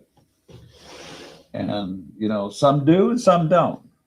You always have mavericks. Thank God, blessed are the mavericks. Yeah. If that's your family out there, if that's you got family in that town, that city and stuff, and you know that there's an impending disaster and danger and stuff, hell yeah, I'm going to tell my family. They're going to be the first ones to know. You know it. I'm And not your keeping neighbors this probably secret. too. Exactly. So I don't know how long you guys are going to go, but if you want to go longer, let me know. We can do that. That's fine. If you want to crank out a couple more quick little stories like how you just been doing, that would be good, and then we can end it after that. Like you got a lot of good little encounters you're speaking about right now. Well, these are stuff that I've seen, that I've come across. In this reference book that I have, there's 200, well, almost 300 data points. If you have an Excel file and you open up 200 or 300 cells, rows. Each one of those rows represent a topic. And in my situation, my case, it's Bigfoot. So I take words, I take terms that are most commonly found in the average Bigfoot report, and I populate each one of those data points. And then when I come across reports like they're flagged words, I populate these cells and stuff. So I have hundreds of thousands of these. One of them involves, under the classification of assaults, is I'm interested in the number of missing people found, for instance, found with their shoes missing, the footwear. All right. When you read about these reports and stuff, the first thing that you read is the authorities say, the person suffered hyperthermia and they took their shoes off and stuff. Again, going back and mixing what you learn in life, what you learn through education and stuff, you know that during early history, two competing sides, one indigenous and one European abstract, they fight each other. And one of the first things when they attack, they used to do this, is take their shoes off the prisoners. When they capture these people, especially in their time, take the shoes off. They're gone. The footwear is gone. Why? Because it's cold, and you're gonna think twice about escaping when you don't have any footwear on your feet, and you got to run through a swamp, an icy swamp, or a snow, or whatever. You think twice about that. Yeah. So when I'm looking at this, and you apply all these different things together, guys, with that particular data set, I'm interested in these reports. What were the circumstances? Each one of these things. That's just one of them. Another one might be broken necks. That I'm telling you, that's a characteristic of Sasquatch. When you get those things, your antenna should go up. Your red flag should go up automatically. That's what they do. It doesn't matter if it's human. It doesn't matter if it's animal. That's what they do. If they don't decapitate, they break the necks. That's what they do. So when you start finding reports of missing people and the FBI steps into it, your red flag should go up. There's something beyond local law enforcement, sheriffs and police, that brings them out there to this. And if it involves Sasquatch, they're going to be there. If there's any hint that Sasquatch is involved, they're there. Think about, I don't know if you guys ever read the publications by David Paulides or not. And like I said, I've read a lot of them. In fact, I watched like all the documentaries he put out, but yeah, I know like how he puts like each category, you got to look for these things.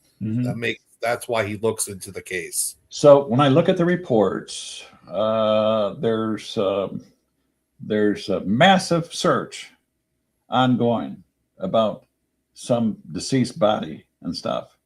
And suddenly the news stops. No questions, no more updates, nothing. It just stops. My red flag goes up right now. That's up. It is up. When I tell you I look at patterns as a researcher, I can tell you a lot of this stuff that I see has already happened before. It's like we're stuck in a matrix. The stuff is repeating itself over and over again. That's why it's invaluable to some people, and they don't recognize it. They don't get it. They can't get it. They will not get it. It's just above them and beyond them to get it. So it's cyclical? Yeah, it is. It seems like that to me. But I read somebody I read something about somebody with dogmans and all that kind of stuff. And they were saying, well, the numerical number 7 seems to be cyclical. And to be quite honest with you, I seen it. I didn't give it a lot of attention, but I thought about it and mulled it over. And I talked to my friend, the statistician, and I said, here, I'm going to give you 30,000, 35,000. Listen to me, guys. 35,000 dates, years, months, times, seasons. Please check this out and let me know if you recognize, if you see any patterns in sequential dates to these incidents, these reports. That's the way I think. You want to know how I think? That's exactly how I think right there. That's what an investigator does. Yeah. That's a good investigator that does that kind of stuff. So I'll find out Sunday what is there, if there's anything there. And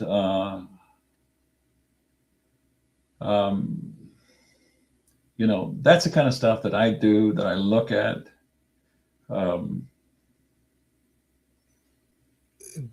Does a lot of the missing people that go on in these national parks and forests, is there a good amount of encounters that happen where they go missing as well? I would say one of the things that I look for in those missing encounters, which, first of all, let me just set the table here and say this: hunters play a particular role in victimology in missing 411. I'm talking about an incredible amount. Think about this. I've said this so many times on that social media. People say, well, what is the most active season of Bigfoot activity? And I would point to June, July, the peak years, the peak months, and October and November. Why the fall? Well, that's when the hunters are out there. Remember, this is man versus beast in competition for food. Winter's coming on, right? And there's a lot of reports of theft.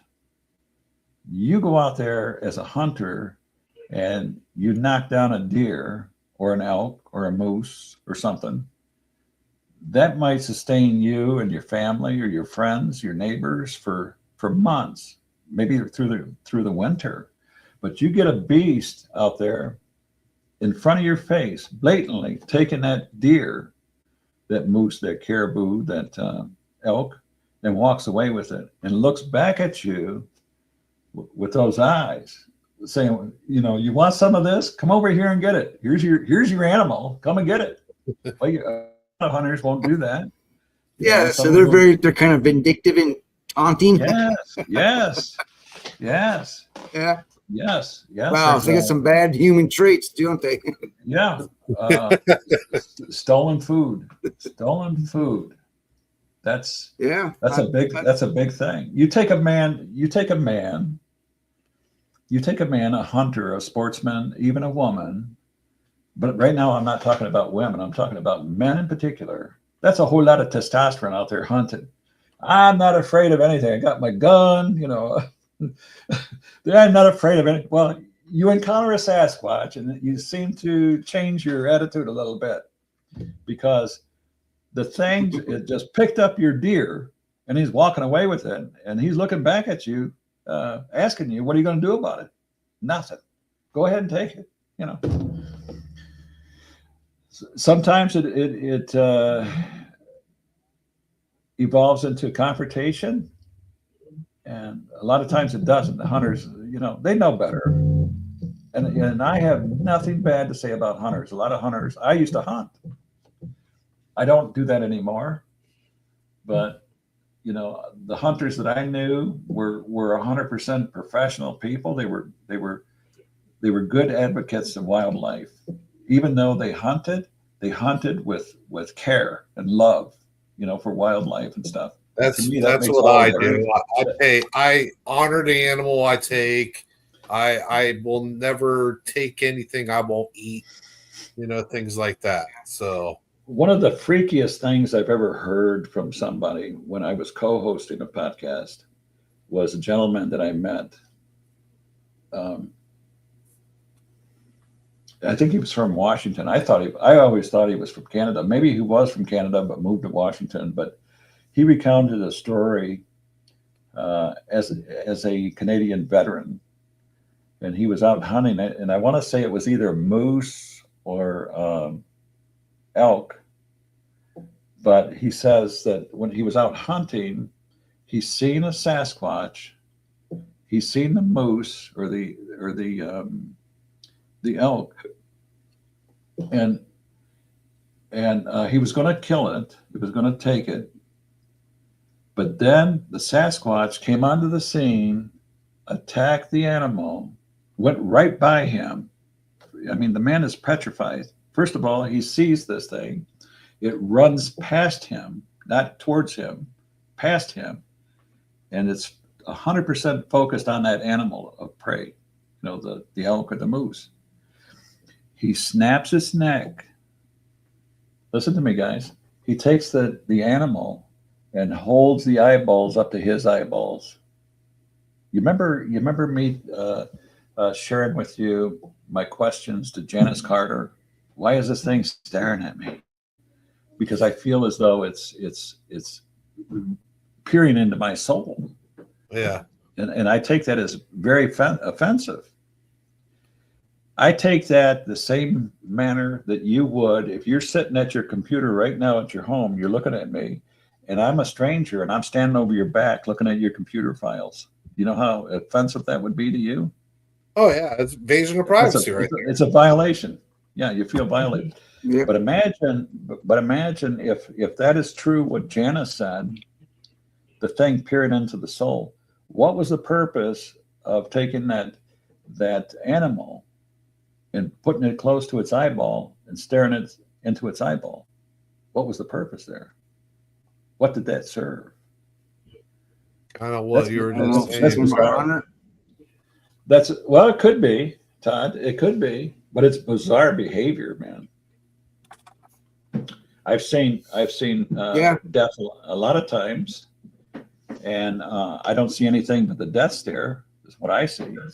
A glazed over eyeball, if they're open. Sounds almost like something a serial killer would do. Huh? I don't know.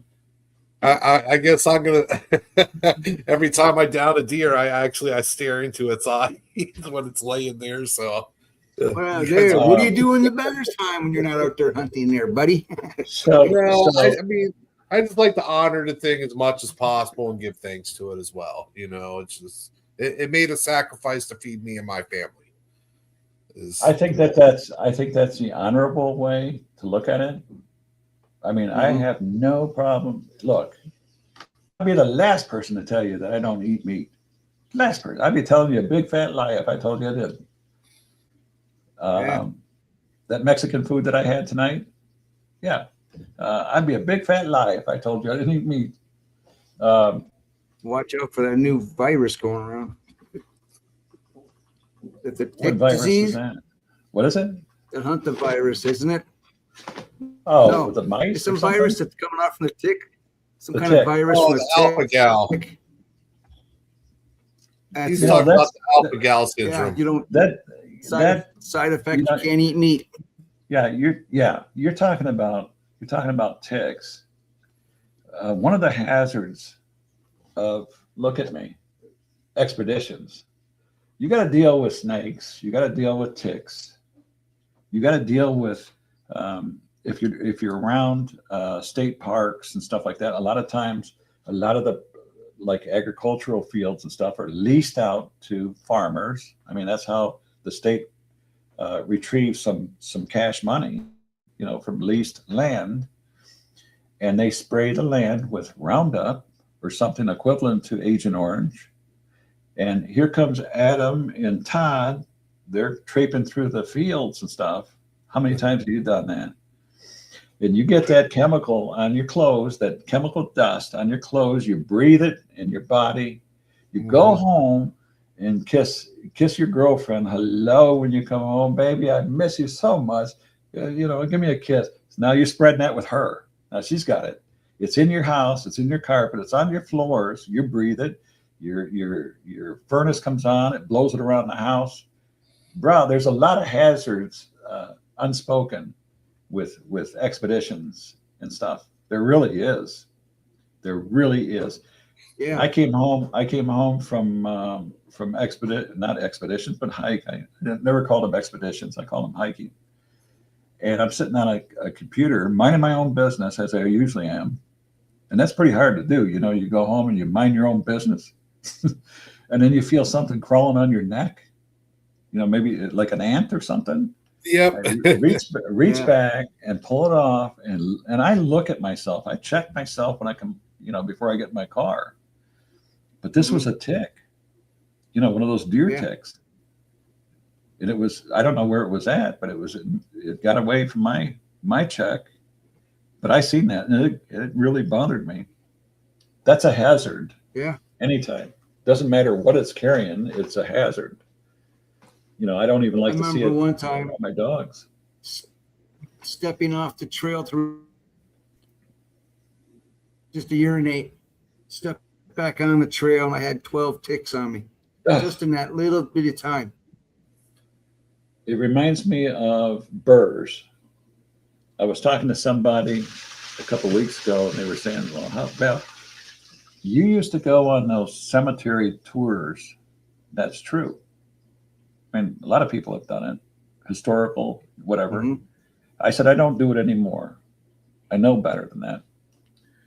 Why do you do that? I said, because there are spirits looking for a place, and you walk through there, and they attach themselves to you like burrs in the woods, like Velcro, and you bring them home to your house, and you've got issues. Which it kicked off another topic. Well, I says, when I used to buy properties to flip, one of the things that I would do, because part of my job was to do background investigations on police officers.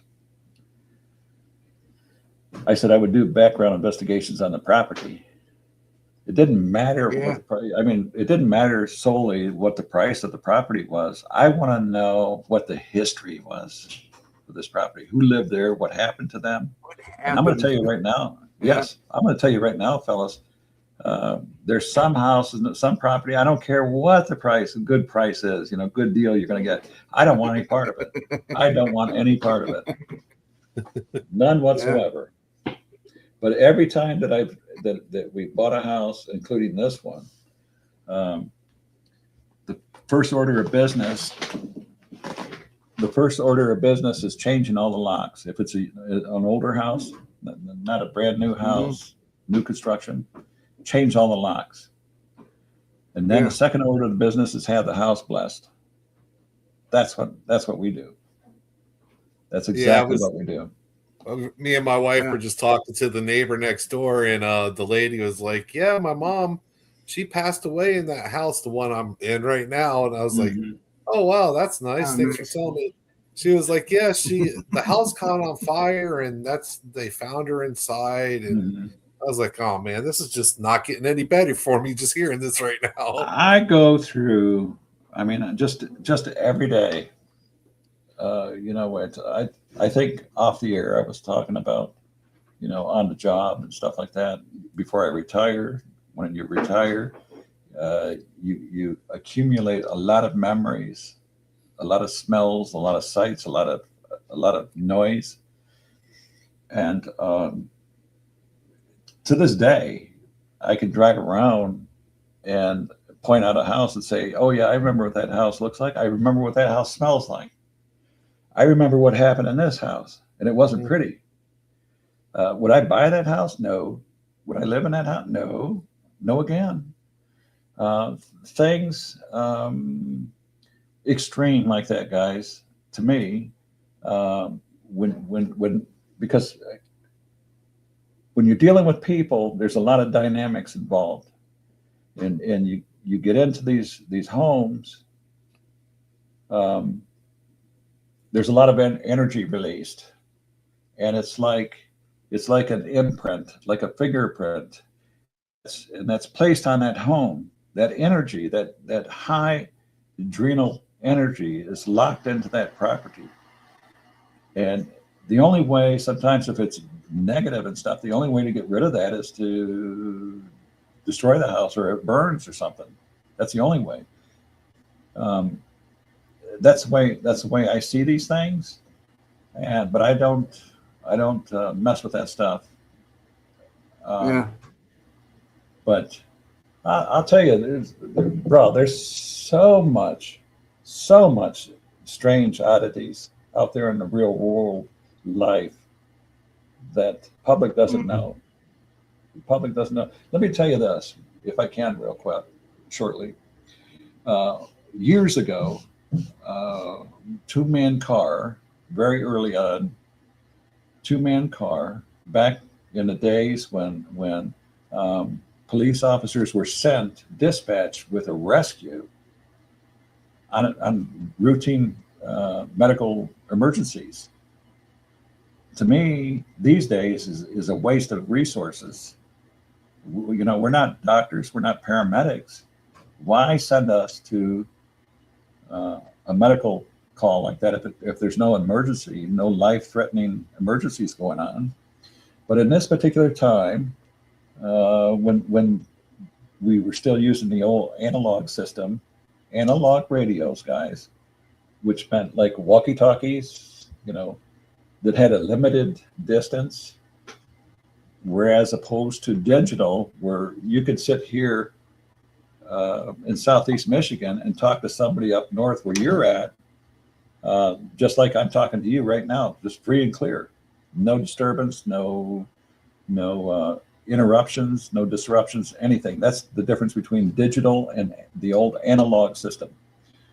The old analog system went out when we were told by powers to be to throw away that black and white TV that you had in the garage that you always relied on, that you bought probably at somebody's flea market or garage sale, because it's no longer any good. You have to buy cable and blah, blah, blah. That's digital. That's the difference. So back then, during the days of the enhanced 911 service, telephone, the early 911, it was a novelty because the dispatches had the boards and they were receiving the calls, and you got dispatched to an address. And this particular one, this old man was calling, and it showed the address, it showed the phone number, it showed the name of the resident. And he claimed that he was having a heart attack and he needed help right now, 911. Well, Val sent there. Me and my partner were sent on that call. That's the first one out of the chute, meaning, you know, you get on duty, you're at roll call. This is your assignment area. This is your district. This is your beat. This address falls in that area. That's your call. Go take care of it. We get out there and we're on our way to this address. This man's having a heart attack. He can't breathe and he needs rescue right now. 2 or 3 times he calls back the dispatcher. Dispatcher calls us and asks us where we're at. What's our location? What's your location? Well, my location is the same location you asked me 2 minutes ago. But I'm still moving that way. Okay, the man is called back the second time, the third time. You know, again, repeating, he's dying, he's having a heart attack, all this kind of stuff. He can't breathe and stuff. This is a true story, guys. We get to the address, we pull up on the street. My partner leans over me, he says, Val, where's the address at? And I look back at him and I point at a parking lot. I point at a parking lot, an empty parking lot. I said, that's the address right there. That address that we were given by dispatch used to be the house that was sitting there at that parking lot years ago. And that man that That's whose name spooky. came up on the board was the man that died that lived in that house. That's a true story. So Wow. So we're sitting there waiting for the rescue to arrive, and they do. You can see them in the rearview mirror, lights all flashing, noise and everything. I turn off my flashers. The paramedics pull alongside of me. I roll the window down. He says, "Where's it at? Where's the house at?" I said, "That parking lot right there." And it took a second for to get what I'm saying, and my partner says, he grabs a radio. He's getting ready to call the dispatch and say, there's a parking lot here. There's no house here. I said, leave it alone. Don't say anything. Just tell them it's unfounded. Just radio that we reached the call. It's unfounded, and we're out of here. Shut the lights off, disappear in the neighborhoods, and we're not talking about this again. That's the way it is. That's it. Are there a lot of strange things like that? Yes, absolutely. Yeah. You got a case one time in October. Little boy called claiming his daddy was on fire. Daddy's on fire. 12 o'clock, 1 o'clock, 2 o'clock in the morning, daddy's on fire. Well, I know the neighborhood, and there's a lot of old houses there. I would consider them tinder boxes. And if you cause one fire as close as those houses are, you're going to burn the whole block down. So we better get over there. And yeah, I headed over there. I could hear in the distance, those strong, loud diesel engines of those fire trucks winding up in the still of the night. But I'm looking off into the distance towards that neighborhood, and I don't see any sky that's aglow with flames. But I get over there, and there's already a couple cars there, and I get out and I walk up to the porch, and as I'm stepping up on the porch, the two officers are barreling out the front door, practically knocking me off the porch. And I said, "Hey, what's going on? How's it going?" They didn't want to say anything. It looked like they were hiding their faces from me, and they went and sat in their cars. Left the door open, the front door open. There was a light on in the living room, and I half expected somebody to approach me at the front door and saying, "This is all an accident." And I get into the house, and the house is empty. I'm standing there at the door, and I'm looking around this house, and I see this black ring around the ceiling of this house. Never seen this before in my life. I've seen a lot of stuff, but I've never seen this before. And I'm announcing myself, "Hello, police. Hello, who lives here?" Police. And I'm walking around through the rooms. I walk through the living room. I walk through the kitchen. I walk down the hallway. I look at the back door. I look in the bedroom. And I return back to through the kitchen and back to the living room. And there I'm standing, and I'm trying to figure this out. Why did the officers run out of this house? There's nobody here. Where's the fire at? The daddy that's on fire. I'm looking for the daddy that's on fire. Where's the little boy that made the call? And just then, how you get that hair-raising sensation, that the chilly bumps pop up on your arms, and you get that feeling. Well, I got that feeling, and I look to my left, and there's a little black-haired boy with blue eyes, like something out of the Omen movie, standing right next to me, stroking a black cat quietly. I didn't even know he was there. I don't know where he came from. And I said, "Hello." I says, "I'm Officer so-and-so. Somebody called about a fire. Where's your mommy and daddy at?" The boy, I don't think he was 12 years old, 11 years old. But where's your mommy and daddy at? Anybody home? He didn't say anything. He did not answer me. And I turned back again to look back in the kitchen. There's nobody here. So I turned back again to talk to this little boy. He's gone. I don't know where he went. I don't even know if he was really there. But I seen a little boy. I go back into the kitchen. Gentlemen, this is a true story. I go back into the kitchen, I'm trying to make sense of what I'm seeing here. There's a kettle on the stove. I put my hand on it and it's warm to the touch. I lift the top up to look inside and it's a stew, like a beef stew. And I'm thinking to myself, oh man, that looks pretty good there. Put the top back down. I'm still looking around and I'm standing next to a dinette table. I pull the chair out and there on the floor underneath this table, I see some legs. This man is charcoal, complete charcoal, but his pant legs from his waist down is the only thing that I seen. I seen Levi jeans, but the rest of his body was charcoal, black. With that grin on his face. Huh. And I pulled the chair back and I squatted down and I'm looking at this because at this point I see the reflecting, oscillating lights from the fire trucks and stuff pulling up. The guy stormed the house. The firefighters come in all dressed and prepared to slay a dragon with an axe and carrying house fans and pry bars and stuff. And the captain is the first one that comes in, with his guys behind him. And he says, Val, what do you got? And he sees me squatting down, looking at the floor. And I said, I just shook my head. I says, I don't know. I don't know. I said, I just find this guy here. He's completely burned. I looked at the bedroom, and the bedroom's relatively clean. I said, there's no evidence of drug use.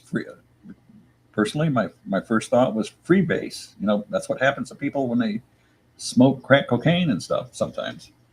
But there's no evidence of that. I never found that.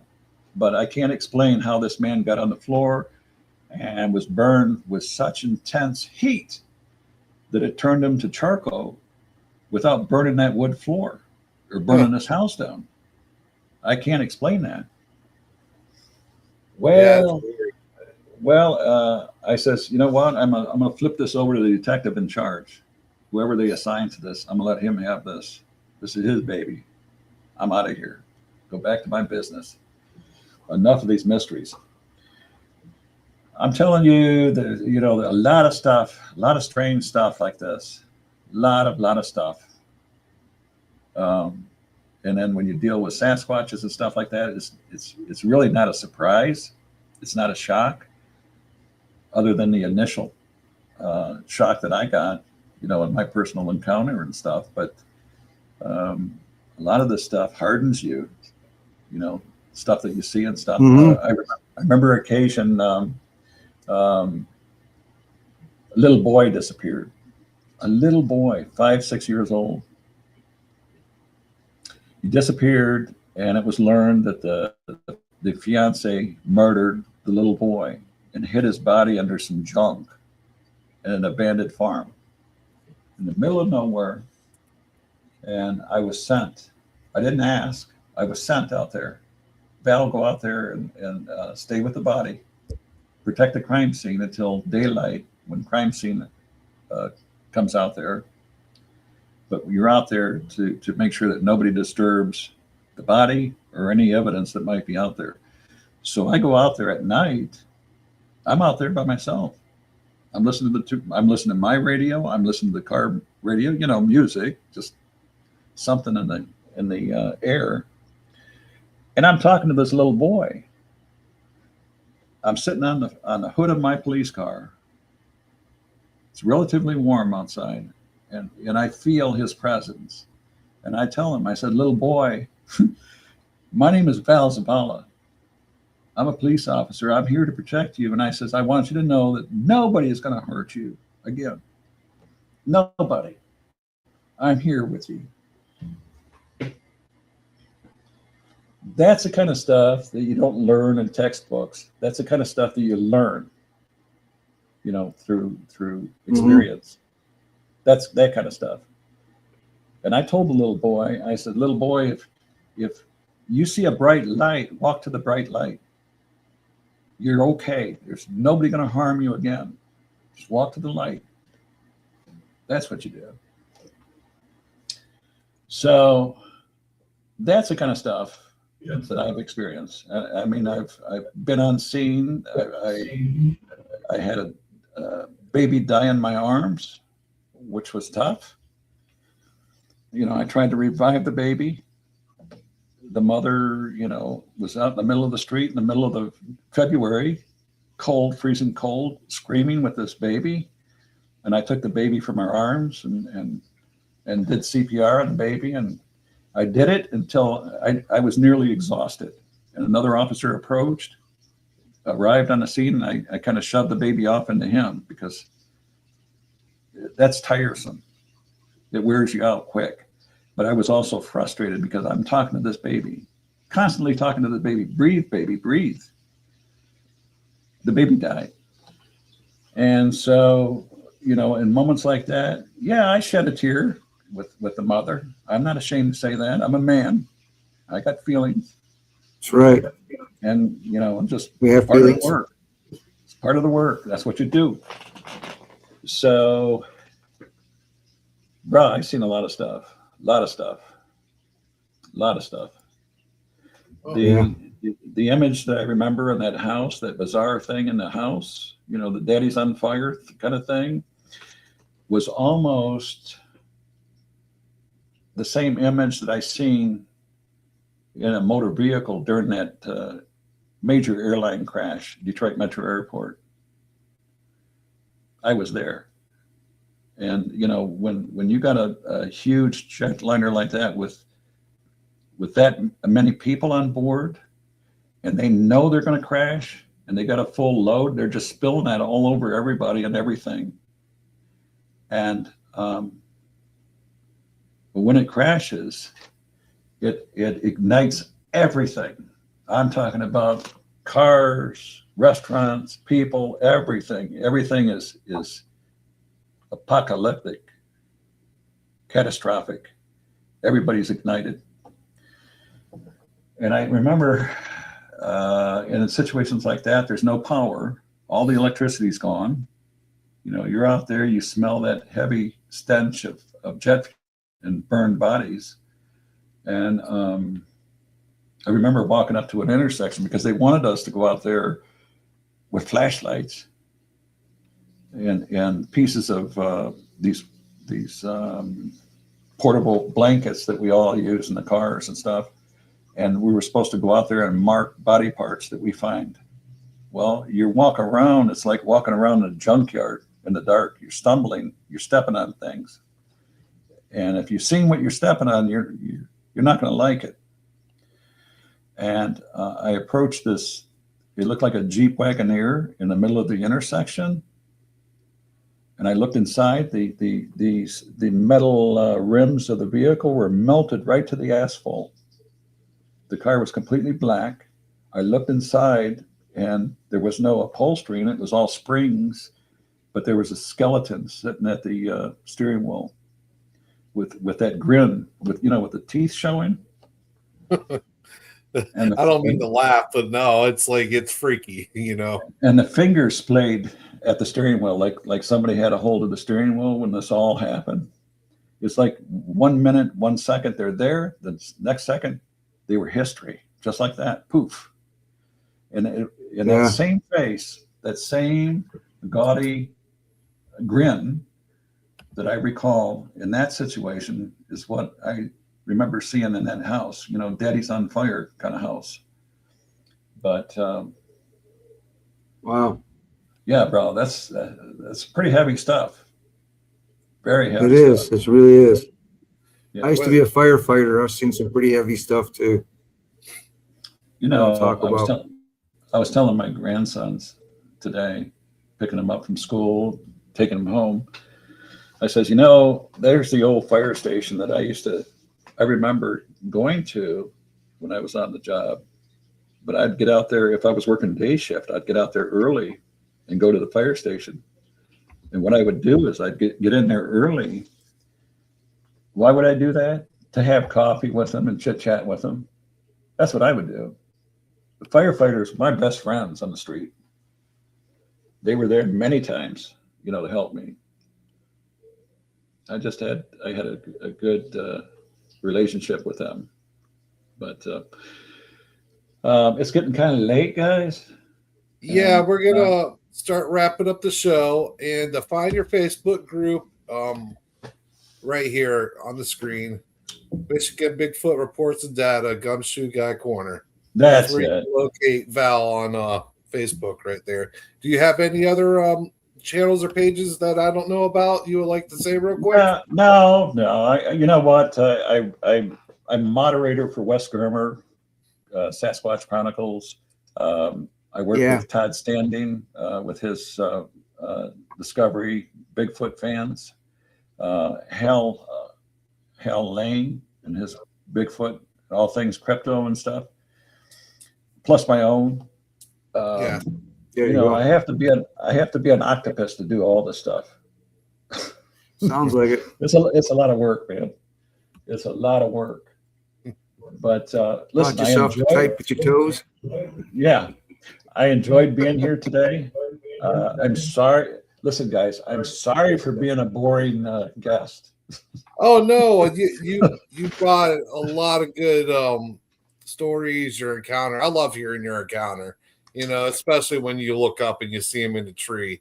You know, it always stuck with me when we first had you on. Mm-hmm. And that was the one thing. It was like when we first had you on, like when I first heard it, it was like, wow, I could feel the emotions that you were going through when you were describing it. And it was pretty amazing. And not just to see one, but two, you know, that are up there. Well, to learn, there was two in the trees that I seen. Yeah. One that I captured on video or on picture, and 4 others I did not see that were pointed out to me. Yeah. That doesn't happen often in reports. No. I've seen, and it doesn't happen often in Michigan reports. I think you stumbled along their little family unit as well. Oh yeah, there's no doubt. There is no doubt. Like I said, I think the time was pretty close to 4:30, so it was daylight. It wasn't a nighttime sighting. So absolutely correct. Yeah. That's a fact. So anytime you want me back, I like you guys. I like you guys. Hey, we like you too, Val. I wish you. I wish you best of luck, and I know you'll do well. Thank you. But you know what? More than anything, guys, Adam, Todd, I'm grateful for your friendship, and I thank you for that, because to me, friendships are treasures. And you, thank you as well. You respect them. I love following you around and taking part in conversations on your channel. Well, Adam, one thing that I stopped doing was speaking at conferences. You know, I you know, you get to the point where, you know, I have a way of talking pretty brash, not profane or anything. I'm just saying, you know, being frank and right to the point. Yeah. But that's how we are too. Look. I mean, you're paying somebody to come out of state to speak at a conference. You give them airfare. You put them up in a hotel. You give them transportation to the conference point. You feed them grapes because they want grapes, or strawberries if they're in season. And here you're asking me, voila, to come out there and speak for you for free. Now, this is at a time when the gas was very, very expensive. And I don't like driving a whole lot anyway. Not because I can't, not because I don't have any hands or arms or anything. It's just that it's just not my thing. I got a nice truck and stuff, but look. You got better things to do, right? Business is business. Yep. Business is business. And I get to the point where I told people this is the last time I'm coming out here to the conference, not because I don't like to. Hell, I like being around people. That's what I do. I thrive in that situation. It doesn't matter how big the crowd is or how small the crowd is. Mm-hmm. I'm a speaker. I'm a talker. That's what I do. But, you know, right now, you know, I just didn't want to do conferences anymore. Didn't want to do that. And this this Facebook group site, that's good enough for me right now. Yeah. And That takes up a lot of time. I'm trying to do the It does. TikTok, Facebook, and this all at once. That's a lot of social media, Adam. Yeah, it gets pretty time consuming. Mhm, You mhm. know, so there's some days I miss out on one site, and then I got to go back on the next day and hit it. And, that and you one guys up. are working. You guys are working full-time jobs someplace. Yeah, You're doing I do. something. Yeah, you're doing. Yeah. got I work a for life myself, outside- so You do? yeah. I got a lot of personal commitments, and I got a life outside of this. And I've always said, ever since I've been involved in this, that family comes first, always. Yeah. always. and that's the thing. I got to put my family first before I do any Absolutely, of Alan. this. So, That's your family. You take care of them. I don't have a family, so Bigfoot is my family. Well, you got a dog, right? Todd, you got a dog, right? Not anymore. No, Oh, I it had passed? one. The dog I was talking about was about 20 years ago, 30 years ago. Yeah. It's an Well, English I'll tell Shepherd you. named Squeak. Oh, I love the shepherds. I love the shepherds. Something happened Thanksgiving, and I had to stay at home while everybody went out to the in-laws. Holiday festivities and stuff like that. I wasn't feeling good, but I stayed home with my dog, our dog, Molly, and that dog has been my company for a lot of years. I sing to that dog. I talk to that dog and ask her, why are you staring at me all the time? You wait until I eat and then you stare at me. I know you love me, but why are you staring at me? And about 2 weeks after that thingy and Thanksgiving, she died. And it wasn't until then that I realized when you're talking about dogs and stuff, they stare at you for a reason. Are you guys familiar with that? yep. Yeah. They're loving you, and your image of them, your image to them is what they want to see. That's the way they always want to see you, the way they stare at you. But for me, I didn't understand it at the time. I just thought it was annoying. She's drilling messages into me. Maybe she wants more cookies or snacks, because I fed her a lot of those things. But I just absolutely loved her. We adored her. And to this day, right now, I can go upstairs and I know Molly's up there on that shelf, in that box with her plaster cast right there that we can always see. So the day that the Lord calls me home is the day that I'm going to have those puppies with me and my wife. I don't put them in the backyard or anything like that. They're cremated. Most of the times we get plaster casts of their paws, and those puppies will be with us, forever and ever. Mm-hmm. We're lifelong friends. That's what we are. Yeah, it's man's best friend. Yes, it is.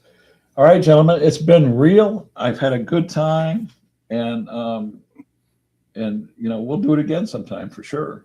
Absolutely. Hell yeah. Thank you for coming on, Val. We Thanks, really Val. appreciate Thank it. you, Adam. Thank you, Todd. Yeah. Good night, everybody, and good night to everybody listening. Good night. Bye Good night. now. Oh, that was another good show. I like having Val on. I've always enjoyed hearing his encounter and I love the his setting stories. and everything. Yeah, it's awesome. So be sure to go check out his Facebook page. I'm on there. I followed it around. He presents a lot of great I topics think on there. I follow him on Facebook too. Yeah, great topics he shares around. Like he says, he does not let anybody get on there and try to bully, harass you, or anything like that. He's on top of it. So it's a good site to be on. I really appreciate that he does do that. And anything else you like that before we end the show, Todd? Well, we're gonna have a raffle. We're gonna have a contest sometime in the real near future. We got some hats we want to get rid of as gifts. Basically, like what I'm wearing right here. That's what we're gonna be, raffling off. We're gonna try and come up with some kind of contest that's gonna help our community and your community somehow, some way. And just as a token of our appreciation, you might win a hat. There you go. Well, we enjoyed having you on. Thank you, everybody who was watching. There's the hat. We enjoyed everybody having you on, taking part in the conversation, watching the video. We appreciate it so much. And we'll be back in 2 weeks. I got another guest from Florida coming on. It's going to be really good. All right. Well, good night, everyone. Night, everybody. Thanks for stopping by. Good night.